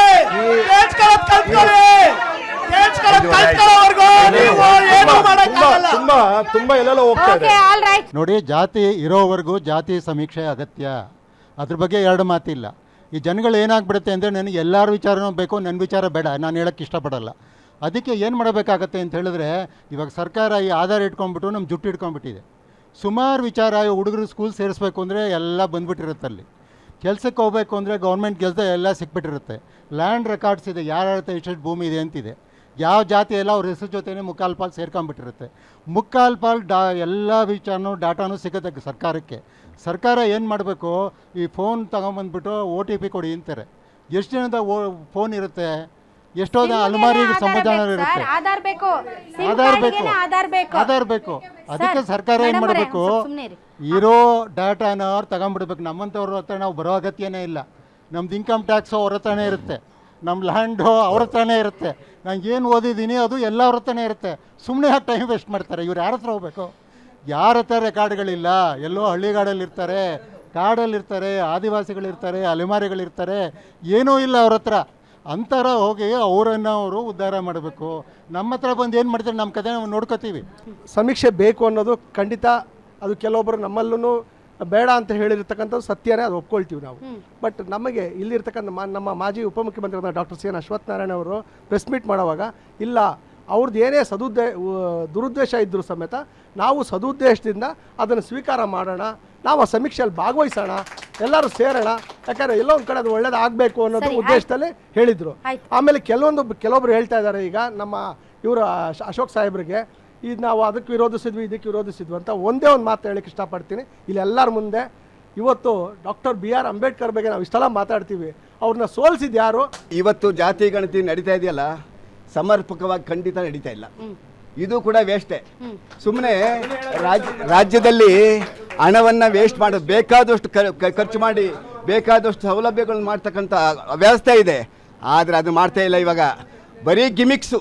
ಒಂದು ಸುಪ್ರೀಂ ಕೋರ್ಟಿನ ನ್ಯಾಯಮೂರ್ತಿಗೆ, ಮುಖ್ಯ ನ್ಯಾಯಮೂರ್ತಿಗಳಿಗೆ ಕಡೆ ಚಪ್ಪಲಿ ಹೆಸ್ತಿರೋಂಥದ್ದನ್ನ ಇವ್ರು ಏನು ಶೂ ಆಗಲಿ ಚಪ್ಪಲ್ ಆಗಲಿ ಏನೇ ಆಗಲಿ ಅದು ನಮ್ಮ ಕಾಲ ಮೇಲೆ ಕಾಲೇ ಹಾಕೊಂಡು ಕೋರ್ಟಲ್ಲಿ ಕೂತ್ಕೊಳ್ಳಂಗಿಲ್ಲ. ಅಂಥದ್ರಲ್ಲಿ ಒಬ್ಬ ಹಿರಿಯ ನ್ಯಾಯವಾದಿ, ಅದು ಸುಪ್ರೀಂ ಕೋರ್ಟ್ ನ್ಯಾಯವಾದಿ, ಅವರು ಸಾಮಾನ್ಯರಲ್ಲ, ಅಂತ ಪ್ರಜ್ಞಾಹೀನರಿದ್ದಾರೆ, ವಿದ್ಯಾವಂತರಲ್ಲ. ಆದ್ರೆ ಅಂಥವ್ರದ್ದು ಬಗ್ಗೆ ನೀವು ಏನು ಹೇಳ್ತೀರಾ? ಇಲ್ಲಿ ಜಾತಿ ಜನ್ಮ ಅಂತ ಹೇಳಕ್ಕೆ ಜಾಡಾಸ್ಕೊಡಕ್ ಬಂದಿದ್ದಾರೆ.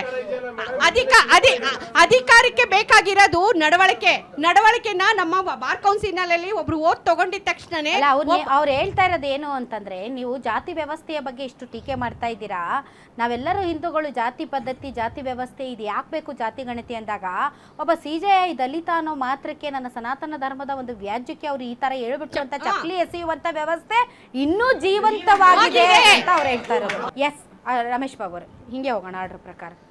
ಈಗ ನನ್ನ ಸ್ನೇಹಿತರು ಅದನ್ನು ಹೋಗಲ್ಲ, ಇಲ್ಲ ಡೈರೆಕ್ಟ್ ಬಂದ್ಬಿಡಿ ಸರ್. ಇಲ್ಲಿ ನೋಡಿ, ಕರ್ನಾಟಕ ರಾಜ್ಯ ಸರ್ಕಾರ, ನಾನು ಆಗಲೇ ಭಾಳ ಸ್ಪಷ್ಟವಾಗಿ ಹೇಳಿದೆ ಸರ್, ಇದು ಮುಗಿಯೋದು ಯಾವಾಗ ಸರ್? ಅದು it depend upon backward class commission. ಅವರು ಈಗ ಈ ಬಂದ ತಕ್ಷಣ ವರದಿಯನ್ನ ಹಿಂದುಳಿದ ವರ್ಗಗಳ ಆಯೋಗ ಅದನ್ನ ಬುಟ್ಟಿಗೆ ಕಸದ ಬುಟ್ಟಿಗೆ ಎಸೆಯುತ್ತಾ ಅಥವಾ ಅದನ್ನ ಇಟ್ಕೊಂಡು ಎಲ್ಲರಿಗೂ ಇರೋ ಪ್ರಶ್ನೆ ಏನು ಗೊತ್ತಾ ಸರ್, ಕಾಂತರಾಜು ಆಯೋಗದ ವರದಿ ಥರ ಆಗಬಾರ್ದು. ಅದಕ್ಕೆ ನಿಜಕ್ಕೂ ಕೂಡ ಪರಿಣಾಮಕಾರಿಯಾಗಿ ಅದನ್ನು ಸ್ವೀಕರಿಸಿ ಅದನ್ನು ಅಂಗೀಕರಿಸಿ ಮತ್ತು ಅದಕ್ಕೆ ಸಂಬಂಧಪಟ್ಟಂತೆ ಸರ್ಕಾರ ಏನು ಮಾಡಬೇಕು ಅಂತ ಇದೆಯೋ ಅದನ್ನು ಮಾಡುವ ನಿಟ್ಟಿನಲ್ಲಿ ಕಾರ್ಯಗತಗೊಳ್ಳಬೇಕೆ ಹೊರತು ಮತ್ತು ಇದನ್ನು ಹಿಡ್ಕೊಂಡು ಇನ್ನೊಂದಿಷ್ಟು ಹಗ್ಗಜಗ್ಗಾಟ ಮಾಡಿದರೆ ಇದು ನಿಜಕ್ಕೂ ಕೂಡ waste of money, waste of time, waste of power. ನಿಮ್ಮ ಅಭಿಪ್ರಾಯ ಸರಿ ಇದೆ. ರಾಜ್ಯ ಸರ್ಕಾರ ಆಗಸ್ಟಲ್ಲಿ ಒಂದು ಆದೇಶವನ್ನು ಮಾಡಿ ಹಿಂದುಳಿದ ವರ್ಗಗಳ ಆಯೋಗಕ್ಕೆ, it is A autonomous body and it is A commission, ಆಯೋಗ ಅದು ಸ್ವತಂತ್ರವಾದಂಥ ಸಂಸ್ಥೆ, ಅವರಿಗೆ ಅಧಿಕಾರವನ್ನು ಕೊಟ್ಟು ಅವರಿಗೆ ಬೇಕಾದಂಥ ಸಂಪನ್ಮೂಲಗಳನ್ನು ಕೊಟ್ಟು ಈ ಸರ್ವೆ ಮಾಡೋದಕ್ಕೆ ಕೇಳಿದ್ದಾರೆ. ಈಗಾಗಲೇ ಅವರು ಮೊನ್ನೆ 7ನೇ ತಾರೀಕುವರೆಗೂ ಇತ್ತು, ಬೇರೆ ಬೇರೆ ಕಾರಣಕ್ಕೆ ಅದನ್ನು ಎಕ್ಸ್ಟೆನ್ಷನ್ನು ಮಾಡಿದ್ದಾರೆ. ಈಗಾಗಲೇ ಶಿಕ್ಷಕರು ಮತ್ತು ರೆವಿನ್ಯೂ ಡಿಪಾರ್ಟ್ಮೆಂಟ್ನವರು ಸರ್ಕಾರಿ ನೌಕರೆಲ್ಲ ಕೋಆಪ್ರೇಟ್ ಮಾಡ್ತಾ ಇದ್ದಾರೆ.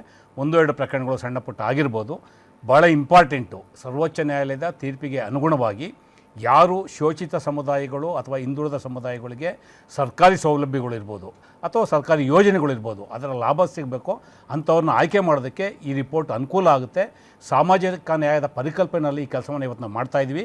ಮತ್ತು ರಾಷ್ಟ್ರ ಮಟ್ಟದಲ್ಲೂ ಸಹ ರಾಹುಲ್ ಗಾಂಧಿರವರು ನಮ್ಮ ಕಾಂಗ್ರೆಸ್ ಪಕ್ಷದ ಸಿದ್ಧಾಂತಕ್ಕೆ ಅನುಗುಣವಾಗಿ ಜಾತಿ ಸಮೀಕ್ಷೆ ಆಗಬೇಕು ಅಂತೇಳಿ ಒತ್ತಾಯವನ್ನು ಮಾಡಿದ್ರು. ಇವತ್ತು ಅದನ್ನು ನಾನು ಮುಗಿಸ್ತೀನಿ. ಒಂದು ನಿಮಿಷ ಇಂಟರಪ್ಟ್ ಪ್ಲೀಸ್. ಸನ್ಮಾನ್ಯ ರಾಹುಲ್ ಗಾಂಧಿರವರು ನಮ್ಮ ಪಕ್ಷದ ಸಿದ್ಧಾಂತಕ್ಕೆ ಅನುಗುಣವಾಗಿ ರಾಷ್ಟ್ರ ಮಟ್ಟದಲ್ಲಿ ಕೇಳಿದ್ದಾರೆ. ಅವರ ಡಿಮ್ಯಾಂಡ್ಗೆ ಅನುಗುಣವಾಗಿ ಇವತ್ತು ಕೇಂದ್ರದ BJP ಸರ್ಕಾರವೂ ಸಹ ಜಾತಿ ಸಮೀಕ್ಷೆಯನ್ನು ರಾಷ್ಟ್ರ ಮಟ್ಟದಲ್ಲಿ ತೀರ್ಮಾನ ತಗೊಂಡಿದ್ದಾರೆ. ಅದನ್ನು ನಾನು ಸ್ವಾಗತ ಮಾಡ್ತೇನೆ. ರಾಜ್ಯದಲ್ಲಿ ಈಗ ನಮಗಿರುವ ಪ್ರಶ್ನೆ ಸರ್, ನಿಮ್ಗೆ 9 ನಿಮಿಷಕ್ಕೆ ಮುಗೀತೋ, ನನಗೆ 20 ನಿಮಿಷಕ್ಕೆ ಮುಗೀತೋ, ಇನ್ನೊಬ್ರಿಗೆ 1 ಅವರ್ ಆಯಿತೋ, ಮತ್ತೊಬ್ರಿಗೆ 2 ಅವರ್ ಆಯಿತೋ, ಐ ಡೋಂಟ್ ನೋ. ಆದರೆ ನಾವು ಸಹಕರಿಸಿದ್ದೀವಿ, ಇಷ್ಟನೋ ಕಷ್ಟನೋ ನಮ್ಮ ಸಮಯವನ್ನು ನಾವು ಕೊಟ್ಟಿದ್ದೀವಿ. ಅದರಿಂದ ನನಗೆ ವೈಯಕ್ತಿಕವಾಗಿ ಲಾಭ ಆಗುತ್ತೋ ನಷ್ಟ ಆಗುತ್ತೋ ಅನ್ನೋದನ್ನು ಕೂಡ ಲೆಕ್ಕಿಸದೆ ಇನ್ನೂ ನಾನು ಮೀಸಲಾತಿ ಮತ್ತು ಸೌಲಭ್ಯದ ಪರಿಮಿತಿ ಒಳಗಡೆ ಒಳಪಡದೇ ಇದ್ದರೂ ಕೂಡ ನಾನು ನನ್ನ ಸಮಯವನ್ನು ಕೊಟ್ಟಿದ್ದೀನಿ. ದಿ ಸೇಮ್ ಟೈಮ್ ಈ ಒಂದು ಸಮೀಕ್ಷೆಯಲ್ಲಿ ಏನು ಹೊರಗಡೆ ಬಂತು, ಇದರ ಫಲಶ್ರುತಿ ಏನು ಅಥವಾ ಇದರ ದತ್ತಾಂಶಗಳು ಏನು ಅನ್ನುವಂಥ ತಿಳಿದುಕೊಳ್ಳುವಂಥ ಆಸಕ್ತಿ ಈ ರಾಜ್ಯದ ಪ್ರತಿಯೊಬ್ಬ ಪ್ರಜೆಗೂ ಇದೆ. ಯಾಕಂದರೆ ಪ್ರತಿಯೊಬ್ಬ ಪ್ರಜೆನೂ ಇನ್ವಾಲ್ವ್ ಆಗಿದ್ದಾನೆ. ಅದನ್ನು ನೀವು ಸಾರ್ವಜನಿಕ ವಲಯದಲ್ಲಿ ಇಡ್ತೀರಾ? ಯಾಕೆ ಅಂತಂದರೆ ಇದರಿಂದ ಯಾರಿಗೆ ಮೀಸಲಾತಿ ಸೌಲಭ್ಯಗಳು ಅಥವಾ ಸಾಮಾಜಿಕ ಸ್ಥಿತಿಗತಿಗಳು, ಶೈಕ್ಷಣಿಕ ಸ್ಥಿತಿಗತಿಗಳು ಉದ್ಧಾರ ಆಗ್ತಾವೋ ಅವರ ಜೊತೆಗೆ ಭಾಳಷ್ಟು ಜನರಿಗೆ ಇರುವಂಥ ಅತ್ಯಂತ ದೊಡ್ಡ ಕುತೂಹಲ ಯಾವ ಜಾತಿ ಸಮುದಾಯಗಳ ಸಂಖ್ಯೆ ಎಷ್ಟಿದೆ ಅಂತ. That is very very important. ಯಾಕೆ ಅಂತಂದರೆ ಕಾಂತರಾಜು ವರದಿ ಆಯೋಗದ ವರದಿಯ ದತ್ತಾಂಶಗಳು ಹೊರಗಡೆ ಬಂದಾಗ ಎಲ್ಲ ಬಿಟ್ಟರು ಹಿಡಿದಿದ್ದು ಮಾತ್ರ ಯಾವ ಜಾತಿಯ ಸಂಖ್ಯೆ ಎಷ್ಟಿದೆ ಅಂತ ಮಾತ್ರ. ಸೊ ಹಾಗಾಗಿ ಇದು ಸಾರ್ವಜನಿಕ ವಲಯದಲ್ಲಿ ಬಿಡ್ತೀರಾ, ಬಹಿರಂಗ ಪಡಿಸ್ತೀರಾ? ಭಾಳ ಗುರುತರವಾದ ಮತ್ತು ಜವಾಬ್ದಾರಿಯುತವಾದ ಪ್ರಶ್ನೆಯನ್ನು ಕೇಳಿದ್ದೀರಾ. ಸರ್ಕಾರ ಈ ಮಾಹಿತಿಯನ್ನು ಸಾರ್ವಜನಿಕ ವಲಯದಲ್ಲಿ ಇಡೋದಕ್ಕೆ ಒಂದೇ ಅಲ್ಲ, ಅದನ್ನು ಜಾರಿಗೊಳಿಸೋ ಬದ್ಧತೆಯನ್ನು ಇಟ್ಟೇ ಇಡ್ತೀವಿ. ಪ್ರಶ್ನೆ ಇರ್ತಕ್ಕಂಥದ್ದು ಇವತ್ತು ಏನು ಸರ್ವೆ ಆಗ್ತಾಯಿದೆ, ಸರ್ವೆಗೆ ಸಂಬಂಧಪಟ್ಟಂತೆ ಸಮ್ ಪಬ್ಲಿಕ್ ಆ್ಯಂಡ್ ಅಸೋಸಿಯೇಷನ್ಸ್ ನಾಕ್ the door of Karnataka high court, ಕರ್ನಾಟಕದ ಉಚ್ಚ ನ್ಯಾಯಾಲಯದಲ್ಲಿ ಪ್ರಕರಣ ಇದೆ. ನ್ಯಾಯಾಲಯ ಈಗಾಗಲೇ ಒಂದು ಆದೇಶವನ್ನು ಕೊಟ್ಟಿದೆ. ನಾವು ಈ ಸರ್ವೆ ಆದಮೇಲೆ ನೀವು subject court order you have to disclose ಅಂತ ಹೇಳಿದ್ದಾರೆ.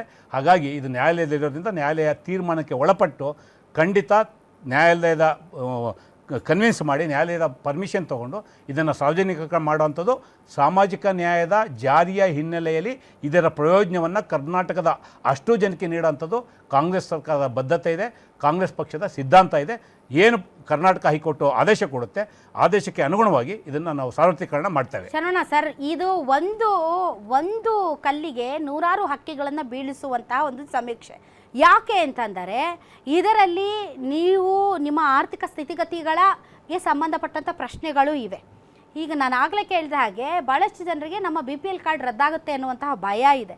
ಭಾಳಷ್ಟು ಜನರಿಗೆ ಸರ್ಕಾರದಿಂದ ಸಿಗ್ತಾ ಇರುವಂಥ ಸೌಲಭ್ಯಗಳನ್ನು ವಂಚಿತರನ್ನಾಗಿ ಮಾಡ್ತಾರೆ ಅನ್ನುವಂತಹ ಒಂದು ಸಂಶಯ ಇದೆ. ಆ ನಿಟ್ಟಿನಲ್ಲಿ ಈ ಜಾತಿ ಗಣತಿ ಅಥವಾ ಈ ಸಮೀಕ್ಷೆ ಏನಿದೆ ಅದು ಬಹಳಷ್ಟು ಬದಲಾವಣೆ ಅಥವಾ ಅಲ್ಲೋಲ ಕಲ್ಲೋಲ ಸೃಷ್ಟಿಸುವ ಸಾಧ್ಯತೆ ಇದೆ ಅಂತ ಅನ್ನಿಸ್ತಾ ಇದೆಯಾ ನಿಮಗೆ ಬಹಿರಂಗ ಆದರೆ? 100ಕ್ಕೂ 200% ಸರಿಯಾದ ರೀತಿಯಲ್ಲಿ ಸಮೀಕ್ಷೆ ಆಗಿ ಯಾರು ಕೆಳಮಟ್ಟದಲ್ಲಿ ಬಡತನದಲ್ಲಿದ್ದಾರೆ, ಏನು ಬಿಲೋ ಪವರ್ಟಿ ಅಂತ ಏನು ಕರಿತೀವಿ ಅಂಥವ್ರಿಗೆ ನಿಜವಾದ ನ್ಯಾಯ ಸಿಕ್ಕಿದ್ರೆ ನಾವು ಕೂಡ ಖುಷಿ ಪಡ್ತೀವಿ. ನನಗೂ ಗೊತ್ತಿರೋ ಮಟ್ಟಕ್ಕೆ ಹಿಂದೆ ಏನು ಕಾಂತರಾಜ್ ವರದಿಯನ್ನು ಏನು ಉದಾಸೀನ ಮಾಡಿದ್ರೋ ಅದೇ ರೀತಿ ಇದಾಗಬಾರ್ದು. ಯಾಕೆಂದರೆ ಇವತ್ತು ಜನ ಭಾಳ ಬುದ್ಧಿವಂತರಿದ್ದಾರೆ. ನೀವು ಎಲ್ಲೇ ಹೋದ್ರೂ ಕೂಡ ಇವತ್ತು ಡಿಜಿಟಲ್ಲು 1 ಸೆಕೆಂಡಲ್ಲಿ ಎಲ್ಲ ಕೂಡ ಮೆಸೇಜ್ ಹರಡುತ್ತೆ. ನೀವು ಏನೇ ಮಾತಾಡಿದ್ರು ಏನೇ ಮಾಡಿದ್ರು ಇಡೀ ಪ್ರಪಂಚಕ್ಕೆ ಹೋಗುತ್ತೆ. ಅಂಗೈಯಲ್ಲಿ ಪ್ರಪಂಚ ನೋಡ್ಬೋದು ಒಂದು ಮೊಬೈಲಲ್ಲಿ. ಆ ಒಂದು ವ್ಯವಸ್ಥೆಗೆ ನಾವೆಲ್ಲ ಕೂಡ ಒಳಗಾಗಿದ್ದೀವಿ. ಅದರಿಂದ ಇವತ್ತು ಸಿದ್ದರಾಮಯ್ಯನವರು ಭಾಳ ಎಚ್ಚರಿಕೆಯಿಂದ ಏನು ಇವತ್ತು ಅಹಿಂದ ಟ್ರಂಪ್ ಕಾರ್ಡನ್ನು ಏನು ಬಳಕೆ ಮಾಡಿ ಇವತ್ತು ಅವರು ಕುರ್ಚಿಯನ್ನು ಉಳಿಸ್ಕೋಬೇಕು ಅಂತ ಪ್ರಯತ್ನ ಪಡ್ತಾ ಇದ್ದಾರೆ. ಅದಕ್ಕೆ ನನ್ನ ಸಹಮತ ಇದೆ. ಅವ್ರು ಮಾಡಲಿ, ಒಳ್ಳೆ ನಮ್ಮ ಪ್ರಾಡಕ್ಟೇ ಅವರು ಕೂಡ JDS ಇಂದನೇ ಅವರು ಬೆಳೆದಿರತಕ್ಕಂಥದ್ದು.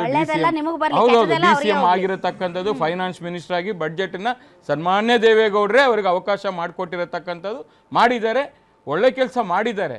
ಆದರೆ ಇವತ್ತಿನ ಸಿದ್ದರಾಮಯ್ಯನವರು ಇಂದಿನ ಸಿದ್ದರಾಮಯ್ಯನವ್ರಿಗೂ ಭಾಳ ವ್ಯತ್ಯಾಸ ಇದೆ. ಯಾಕಂದರೆ ಇವತ್ತು ಅವ್ರ ಕೈ ಕಟ್ಟಾಕಿದೆ. ಇವತ್ತು ಅವರು ಫ್ರೀಯಾಗಿ ಕೆಲಸ ಮಾಡೋಕ್ಕೆ ಆಗ್ತಾ ಇಲ್ಲ ಅನ್ನೋದನ್ನು ಅವರ ಪಕ್ಷದ ನಾಯಕರುಗಳೇ ಹೇಳಿರತಕ್ಕಂಥದ್ದು. ನಾನೇನು ಹೇಳಬೇಕಾಗಿಲ್ಲ ಅದರಲ್ಲಿ. ಅದಕ್ಕೋಸ್ಕರ ಅವರು ಸ್ವತಂತ್ರವಾಗಿ ಕೆಲಸ ಮಾಡಿದ್ರೆ ಖಂಡಿತ ಅವ್ರು ನ್ಯಾಯ ಕೊಡಿಸ್ತಾರೆ, ನನಗೂ ಭರವಸೆ ಇದೆ. ಬಟ್ ಇವತ್ತಿನ ಪರಿಸ್ಥಿತಿಯಲ್ಲಿ ಅದು ಆಗ್ತಾ ಇಲ್ಲ. ಅದರಿಂದ ನೀವು ಏನು ನಿರೀಕ್ಷೆ ಮುಖ್ಯಮಂತ್ರಿ ಬದಲಾವಣೆ ಆದ್ರೆ ಸರ್ ಈ ವರದಿ ಏನಾಗುತ್ತೆ? ಮುಖ್ಯಮಂತ್ರಿ ಬದಲಾವಣೆ ಆದರೆ ಇದು ಎಲ್ಲ ಶಿವಕುಮಾರ್ ಅವರು ಇದನ್ನ ಒಪ್ಪುತ್ತಾರಾ? ಖಂಡಿತ ಒಪ್ಪಲ್ಲ. ತಡ್ರಿ ಸರ್, ಯಾಕೆಂದ್ರೆ ಇವತ್ತು ಸಿದ್ದರಾಮಯ್ಯನವರು ಮತ್ತು ಅವ್ರ ಜೊತೆಲಿ ಇರತಕ್ಕಂಥವ್ರು ಯಾರೂ ಕೂಡ ಅವ್ರನ್ನ ಬಿಟ್ಕೊಡೋ ಪ್ರಶ್ನೆನೇ ಇಲ್ಲ. ಇವತ್ತು ಸಿದ್ದರಾಮಯ್ಯನವರು ಪದೇ ಪದೇ ಹೇಳ್ತಾರೆ. ಯಾಕೆಂದ್ರೆ ಈಗ ಸಚಿವ ಸಂಪುಟ ಸಭೆಯಲ್ಲಿ DK ಶಿವಕುಮಾರ್ ಆದಿಯಾಗಿ ಬಹಳಷ್ಟು ಜನ ತಾವೇ ಹೇಳಿದ ಪ್ರಬಲ ವರ್ಗಗಳ ಸಚಿವರುಗಳು ವಿರೋಧ ವ್ಯಕ್ತಪಡಿಸಿದ್ದಾರೆ. ಸೊ ಅವ್ರ ಕೈಗೆ ಜವಾಬ್ದಾರಿ ಹೋದರೆ ಆಗಲ್ಲ. ಅದಕ್ಕೆ ನಾನು ಹೇಳ್ತಾ ಇರತಕ್ಕಂಥ ಸಿದ್ದರಾಮಯ್ಯನವರೇ ಮತ್ತು ಅವ್ರ ಜೊತೆಯ ಏನೋ ಒಂದು ಸರ್ಕಲ್ ಇದೆ, ಯಾರೂ ಕೂಡ ಅಧಿಕಾರವನ್ನು ಬಿಟ್ಕೊಡೋಕ್ಕೆ ರೆಡಿ ಇಲ್ಲ. ಇವತ್ತು 5 ವರ್ಷ ನಾನೇ ಮುಖ್ಯಮಂತ್ರಿ, ಹೈಕಮಾಂಡ್ ನಿರ್ಧಾರನ ಅಂತಿಮ ಅಂತೇಳಿ ಒಬ್ಬ ಮುಖ್ಯಮಂತ್ರಿನೇ ಸ್ಟೇಟ್ಮೆಂಟ್ ಮಾಡಿದ್ದಾರೆ. ಈಗ ಇಲ್ಲಿ ಶಿವಕುಮಾರ್ ಅವರು ನಾನು ಮುಖ್ಯಮಂತ್ರಿ ಆಗಬೇಕು ಅಂತೇಳಿ ಅಗ್ರಿಮೆಂಟ್ ಆಗಿದೆ ಅಂತೇಳಿ ಅವರ ಜೊತೆಲಿರತಕ್ಕಂಥವ್ರು ಹೇಳ್ತಾ ಇರತಕ್ಕಂಥದ್ದು. ಇಲ್ಲಿ ಗೊಂದಲ ಒಂದು ಸೃಷ್ಟಿಯಾಗಿರೋದು ಇದು. ಅದೇ ರೀತಿಯಲ್ಲೇ ಈ ಜನಗಣತಿ ರಿಪೋರ್ಟ್ ಕೂಡ ಸರಿಯಾದ ರೀತಿಯಲ್ಲಿ ಹೊರಗಡೆ ಬರೋದೂ ಇಲ್ಲ. ಅದನ್ನು ತಿಳ್ಕೊಂಬಿಡಿ ನೀವು. ಇಲ್ಲಿ 425 ಕೋಟಿ ಎನ್ಯುಮರೇಟರ್ಸ್ಗೆ ಪ್ಲಸ್ 250 ಕೋಟಿ ಸಾಫ್ಟ್ವೇರ್ಗೆ ಟೋಟಲಿ 670 ಕ್ರೋರ್ಸು ಬಡ್ಜೆಟಲ್ಲಿ ಮಾರ್ಕ್ ಆಗಿರ್ತಕ್ಕಂಥದ್ದು ಇದಕ್ಕೆ, ಈ ಸರ್ವೆಗೆ. ಜೊತೆಗೆ ಹಳೆ ಕಾಂತರಾಜ್ ಕಮಿಷನ್ ಸರ್ವೆನಲ್ಲಿ 168 ಕೋಟಿ ಪ್ಲಸ್ 20 ಕೋಟಿ, ಅಂದರೆ ಟೋಟಲ್ಗೆ 860 ಕೋಟಿ. ನಾನು ಇದನ್ನೇ ಒಂದು ಕಂಪ್ಯಾರಿಸನಲ್ಲಿ ನಾಗಮೋಹನ್ ದಾಸ್ ಆಯೋಗಕ್ಕೆ ಹೋಗಿ ಬರ್ತೇನೆ. ನಾಗಮೋಹನ್ ದಾಸ್ ಆಯೋಗದಲ್ಲಿ ಏನು ಮಾಡಿದ್ರು ಇಲ್ಲ ಬೇಗನೆ 20 ಸೆಕೆಂಡ್ಸ್ ಮುಗಿಸ್ತೀನಿ. ನಾಗಮೋಹನ್ ದಾಸ್ ಆಯೋಗದಲ್ಲಿ ಏನು ಮಾಡಿದ್ರು ಅಂತ ಹೇಳಿದ್ರೆ, ನಾವು BJP ಸರ್ಕಾರದಲ್ಲಿ ಏನು ರೆಕಮೆಂಡೇಷನ್ಸ್ ಕೊಟ್ಟಿದ್ವಿ ಅದೇ ರೆಕಮೆಂಡೇಷನ್ಸ್ನ ಸ್ವಲ್ಪ ಮಾರ್ಪಾಡು ಮಾಡಲಿಕ್ಕೆ ನೀವು 165 ಕೋಟಿ ಪ್ಲಸ್ 20 ಕೋಟಿ ಖರ್ಚು ಮಾಡ್ತಕ್ಕಂಥ ಅವಶ್ಯಕತೆ ಏನಿತ್ತು. ಜೊತೆಗೆ ಅದು ಮಾಡಿದಾಗ ಏನು ಪೋಲಾಯ್ತಲ್ಲ, ಈಗ ಹಿಂದ್ಗಡೆ ಕಾಕಾ ಕೇಲೇಕರು BP ಮಂಡಲ್ಗೆ ಏನು ಮಾಡಿದ್ರಲ್ಲ ಅದೇ ರೀತಿ ಮಾಡ್ತೀರಿ ಅಂತಕ್ಕಂಥ ಗುಮಾನಿ ನಮಗಿದೆ. ಅದು ಸಿದ್ದರಾಮಯ್ಯನವರು ಮುಖ್ಯಮಂತ್ರಿ ಆಗಿರಲಿ, DK ಶಿವಕುಮಾರ್ ಮುಖ್ಯಮಂತ್ರಿ ಆಗಲಿ, ಯಾರೇ ಆಗಿರಲಿ, ಕಾಂಗ್ರೆಸ್ಗೆ OBC ಬಗ್ಗೆ ವೋಟ್ ಬ್ಯಾಂಕಾಗಿ ಮಾತ್ರ ಬಳಸ್ಕೊಳ್ಳುತ್ತೆ ಹೊರತು ಬದ್ಧತೆ ಅನ್ನತಕ್ಕಂಥದ್ದು ಖಂಡಿತವಾಗ್ಲೂ ಇಲ್ಲ. ಈಗ ನೀವು ಮಾಡಕ್ ಹೊರಟಿದ್ದೀರಲ್ಲ ಸರ್, ನೀವಲ್ಲ, ಈಗ ಭಾರತ ಸರ್ಕಾರ ಮಾಡಕ್ ಹೊರಟಿದೆ ಅಲ್ಲ ಸರ್, ಆ ಒಂದು ಸತ್ತಡಿ ಸರ್, ಆ ಒಂದು ಸಮೀಕ್ಷೆಯ ಬಗ್ಗೆ ನಾಳೆ ಆ ಒಂದು ಸಮೀಕ್ಷೆಯ ಬಗ್ಗೆಯೂ ಕೂಡ ರಾಜಕೀಯವಾಗಿ ವಿರೋಧಗಳು ವ್ಯಕ್ತವಾಗುತ್ತೆ. ನೀವು ಇವತ್ತು ಹೇಗೆ ವಿರೋಧ ವ್ಯಕ್ತ ಮಾಡಿದ್ದೀರಾ ಆ ಥರದ ವಿರೋಧಗಳು ಗಣತಿಗಾಗಲ್ಲ. ಬಟ್ ನೀವು ಅವೈಜ್ಞಾನಿಕವಾಗಿ ಮಾಡ್ತಾ ಇದ್ದೀರಿ, ನೀವು ಪಾರದರ್ಶಕವಾಗಿ ಮಾಡ್ತಾ ಇಲ್ಲ, ನೀವು ಕೇಳ್ತಾ ಇರೋ ಪ್ರಶ್ನೆಗಳು ಸರಿ ಇಲ್ಲ, ನೀವು ಬರ್ತಾ ಇರುವಂಥ ಸಮೀಕ್ಷೆ ಮಾಡೋರು ಅವ್ರ ಕಾರ್ಯವೈಖರಿ ಸರಿ ಇಲ್ಲ ಅಂತ. ಸೊ ಹಿಂಗೆ ಆಗ್ತಾ ಹೋದರೆ ಸರಿಯಾದಂತಹ ದತ್ತಾಂಶಗಳು ಹೆಂಗೆ ಕಲೆಕ್ಟ್ ಮಾಡೋದು? 31 ಪ್ರಶ್ನೆಗಳು ಈಗೇನು ಸರ್ಕಾರ ಈಗಾಗಲೇ ಹೊರಡಿಸಿದೆ. 32 ಪ್ರಶ್ನೆ ಟೋಟಲ್ ನಮ್ಮ ಪರ್ಸ್ನಲ್ ಹೆಸರು ಆಧಾರ್ ಕಾರ್ಡ್ ಎಲ್ಲ ಸೇರಿಸ್ಕೊಂಡು ಕೇವಲ 32 ಪ್ರಶ್ನೆ. ಒಂದು ಎರಡನೇದು ಈಗಾಗಲೇ ಪ್ರಶ್ನೆಗಳನ್ನು ಸಾರ್ವಜನಿಕ ವಲಯಕ್ಕೆ ಬಿಡ್ತಾರೆ, ನವೆಂಬರ್ ನಂತರ ಬಿಡ್ತೀವಿ ಅಂತ ಹೇಳಿದ್ದಾರೆ. ಚರ್ಚೆ ಆಗಲಿ, ಯಾವ ರೀತಿ ಕಾಂತರಾಜಯೋಗದಲ್ಲಿ ಮಾಡಿದ್ರು, ಈ ರೀತಿ ಮಧುಸೂದನ ನಾಯಕ ಅವಧಿಯಲ್ಲಿ ಮಾಡಿಲ್ಲ. ಆದರೆ ನಮ್ಮ ಸರ್ಕಾರ ಏನಿದೆ ಬದ್ಧತೆಯಿಂದ ಪ್ರತಿಯೊಬ್ಬರಿಗೂ ಪ್ರಶ್ನೆಗಳು ತಲುಪಿಸುತ್ತೆ. ಅದರ ಆಬ್ಜೆಕ್ಷನ್ಸ್ ಇದ್ರೆ ಮಾಡ್ಬೋದು, ಅದಾದಮೇಲೆ ಪ್ರಶ್ನೆಗಳನ್ನ ಅಕಸ್ಮಾತ್ ಅವರು ತಿದ್ದುಪಡಿ ಇದ್ರೆ ಮಾಡ್ಕೊಳ್ತೀವಿ. ಒಂದೇ ₹1 ಸಾರ್ವಜನಿಕ ದುಡ್ಡು ಖರ್ಚು ಮಾಡಲ್ಲ ಅವರು, BJP ಅವರು ಹಂಗೆ ಆಗ್ಬಿಟ್ಟೆ ಫ್ರೀಯಾಗಿ ಮಾಡ್ತಾರೆ, ಫ್ರೀಯಾಗಿ ಮಾಡ್ತಾರೆ ಅವರು. ನೋಡಿ ಒಂದು ತಿಳ್ಕೊಳ್ಳಿ, ಬದ್ಧತೆಯಿಂದ ಅಕಸ್ಮಾತ್ ಏನಾದರೂ ದತ್ತಾಂಶಗಳು ಬಹಿರಂಗ ಆದ್ರೆ ಅಲ್ಲೋಲ ಕಲ್ಲೋಲ ಸೃಷ್ಟಿ ಆಗುತ್ತಾ? ನೋಡಿ, ಈ ಸರ್ಕಾರಕ್ಕೆ ಏನ್ ಕಾಂಗ್ರೆಸ್ ಸರ್ಕಾರ ಮಾಡ್ಲಿಕ್ಕೆ ಹೊರಟಿದೆ, ಇವರೇ ಕೋರ್ಟಲ್ಲಿ ಅಫಿಡವಿಟ್ ಹಾಕಿದ್ದಾರೆ, ನಾವು ಎಲ್ಲೂ ಸಹ ಬಹಿರಂಗ ಮಾಡುವುದಿಲ್ಲ ಅಂತ. ಆದ್ರೆ ಒಂದ್ ನಿಮಿಷ, ಸರ್ಕಾರ ಅಂದ್ರೆ ಎಜಿ ಹಾಕಿರೋದೇನು? ಎಜಿ ಯಾರು ಪರವಾಗಿದ್ದಾರೆ? ಕಮಿಷನ್ ಹಾಕಿರೋದು. ಆಯ್ತು, ಸರ್ಕಾರ ಕರೆಕ್ಟ್ ಆಗಿ ಹೇಳಿ ರಮೇಶ್ ಬಾಬು ಅವರು. ಸರ್ಕಾರ ಅಂದ್ರೆ ಮುಖ್ಯಮಂತ್ರಿಗಳು ಮತ್ತು ಮುಖ್ಯಮಂತ್ರಿಗಳು PS, ಆಯ್ತಾ, ಜೊತೆಗೆ ಒಂದ್ ನಿಮಿಷ ಅಣ್ಣ, ಅಧಿಕಾರಿ ಆಯ್ತಾ. ಕಮಿಷನ್ ಮಾತ್ರ ಗೊತ್ತಿರಬೇಕು ಯಾರಿಗೆ, ಮಧುಸೂದನ್ ನಾಯಕ್ ಮತ್ತು ಕಮಿಷನರ್ ಯಾರಿದ್ದಾರೆ ಮತ್ತು ಆ ಮೆಂಬರ್ಸ್ ಯಾರಿದ್ದಾರೆ ಅವ್ರಿಗೆ ಮಾತ್ರ. ಅದು ಬಿಟ್ಟು ಬೇರೆಯವ್ರ ಹತ್ರ ಬೇರೆಯವ್ರು ಬಂದು ಯಾಕೆ ಕುತ್ಕೊಂತಾ ಇದ್ದಾರೆ ಅಲ್ಲಿ? ಬೇರೆಯವರು ಬಂದು ಯಾಕೆ ಕುತ್ಕೊಂತಾ ಇದ್ದಾರೆ? ಮುಖ್ಯಮಂತ್ರಿಗಳು PS ಕುತ್ಕೊಂತವ್ರೆ, ಮುಖ್ಯಮಂತ್ರಿಗಳು OSD ಯಾಕೆ ಬಂದು ಮುಖ್ಯಮಂತ್ರಿಗಳು XPS ಯಾಕೆ ಬಂದು ಕುತ್ಕೊಂತವ್ರೆ? ಮಾಹಿತಿ ಕರೆಕ್ಟ್ ಅಬ್ಜೆಕ್ಷನ್ ಇಲ್ಲಿದೆ, ಅಬ್ಜೆಕ್ಷನ್ ಸಮಸ್ಯೆ ನಿಮಗೆ ಗೊತ್ತಿಲ್ಲ ಅಣ್ಣ, ನಮಗೆ ಗೊತ್ತಿದೆ. Okay, thank you very much. ತಾವೆಲ್ಲರೂ ಇಷ್ಟೊತ್ತು ಕಾರ್ಯಕ್ರಮದಲ್ಲಿ ಭಾಗವಹಿಸಿದ್ರೆ. ಜಾತಿ ಗಣತಿ ಬೇಕಾ ಬೇಡವಾ ಅನ್ನುವಂತಹ ವಿಚಾರ ಈಗ ಅಪ್ರಸ್ತುತ ಅಂತ ಅನ್ಸುತ್ತೆ. ಯಾಕೆ ಅಂತಂದ್ರೆ ಈಗಾಗಲೇ ಸಮೀಕ್ಷೆ ಅಂತ್ಯ ಆಗೋಕ್ಕೆ ಬಂದಿದೆ. ಈ ಸಮೀಕ್ಷೆಯ ಫಲಶ್ರುತಿ ಏನು ಅಂತ ಇಡೀ ರಾಜ್ಯದ ಜನ ಚಾತಕ ಪಕ್ಷಿಗಳಂತೆ ಕಾಯ್ತಾ ಇದ್ದಾರೆ. ಇದರಿಂದ ಸಾಮಾಜಿಕ ನ್ಯಾಯ ಸಿಗುತ್ತಾ, ಅಥವಾ ಸಿಗುವಂತಹ ಸೌಲಭ್ಯಗಳಿಂದ ನಾವೆಲ್ಲರೂ ವಂಚಿತರಾಗ್ತೀವಾ, ಅಥವಾ ಜಾತಿ ಸಮುದಾಯಗಳ ದತ್ತಾಂಶಗಳನ್ನ ಇಡ್ಕೊಂಡು ಇವರು ರಾಜಕೀಯ ಮಾಡೋದಕ್ಕೆ ಹೊರಟಿದ್ದಾರಾ? ಈ ರೀತಿಯಾದಂಥ ಹಲವಾರು ಪ್ರಶ್ನೆಗಳಿವೆ. ಈ ಎಲ್ಲ ಪ್ರಶ್ನೆಗಳಿಗೆ ಉತ್ತರ ಸಿಗಬೇಕು ಅಂತಂದ್ರೆ ನಾವು ತುಂಬಾ ತಾಳ್ಮೆಯಿಂದ ಸಾವಧಾನವಾಗಿ 1 hour 2 hour ಟೈಮ್ ಕೊಟ್ಟು ಸಮೀಕ್ಷೆಯ ಎಲ್ಲಾ ಪ್ರಶ್ನೆಗಳಿಗೆ ಉತ್ತರ ಕೊಟ್ಟಿದ್ದೀವಲ್ಲ, ನಾವು ಈ ರಾಜ್ಯದ ಜನ ನಮಗೆ ತಿಳ್ಕೊಳ್ಳುವಂತಹ ಹಕ್ಕು ಅಧಿಕಾರ ಇದೆ. ಈ ನಿಟ್ಟಿನಲ್ಲಿ ಕಮಿಷನ್ ಮಾಡುತ್ತೋ, ಸರ್ಕಾರ ಮಾಡುತ್ತೋ, ಅಥವಾ ರಾಹುಲ್ ಗಾಂಧಿ ಅವ್ರು ಮಾಡ್ತಾರೋ ಗೊತ್ತಿಲ್ಲ.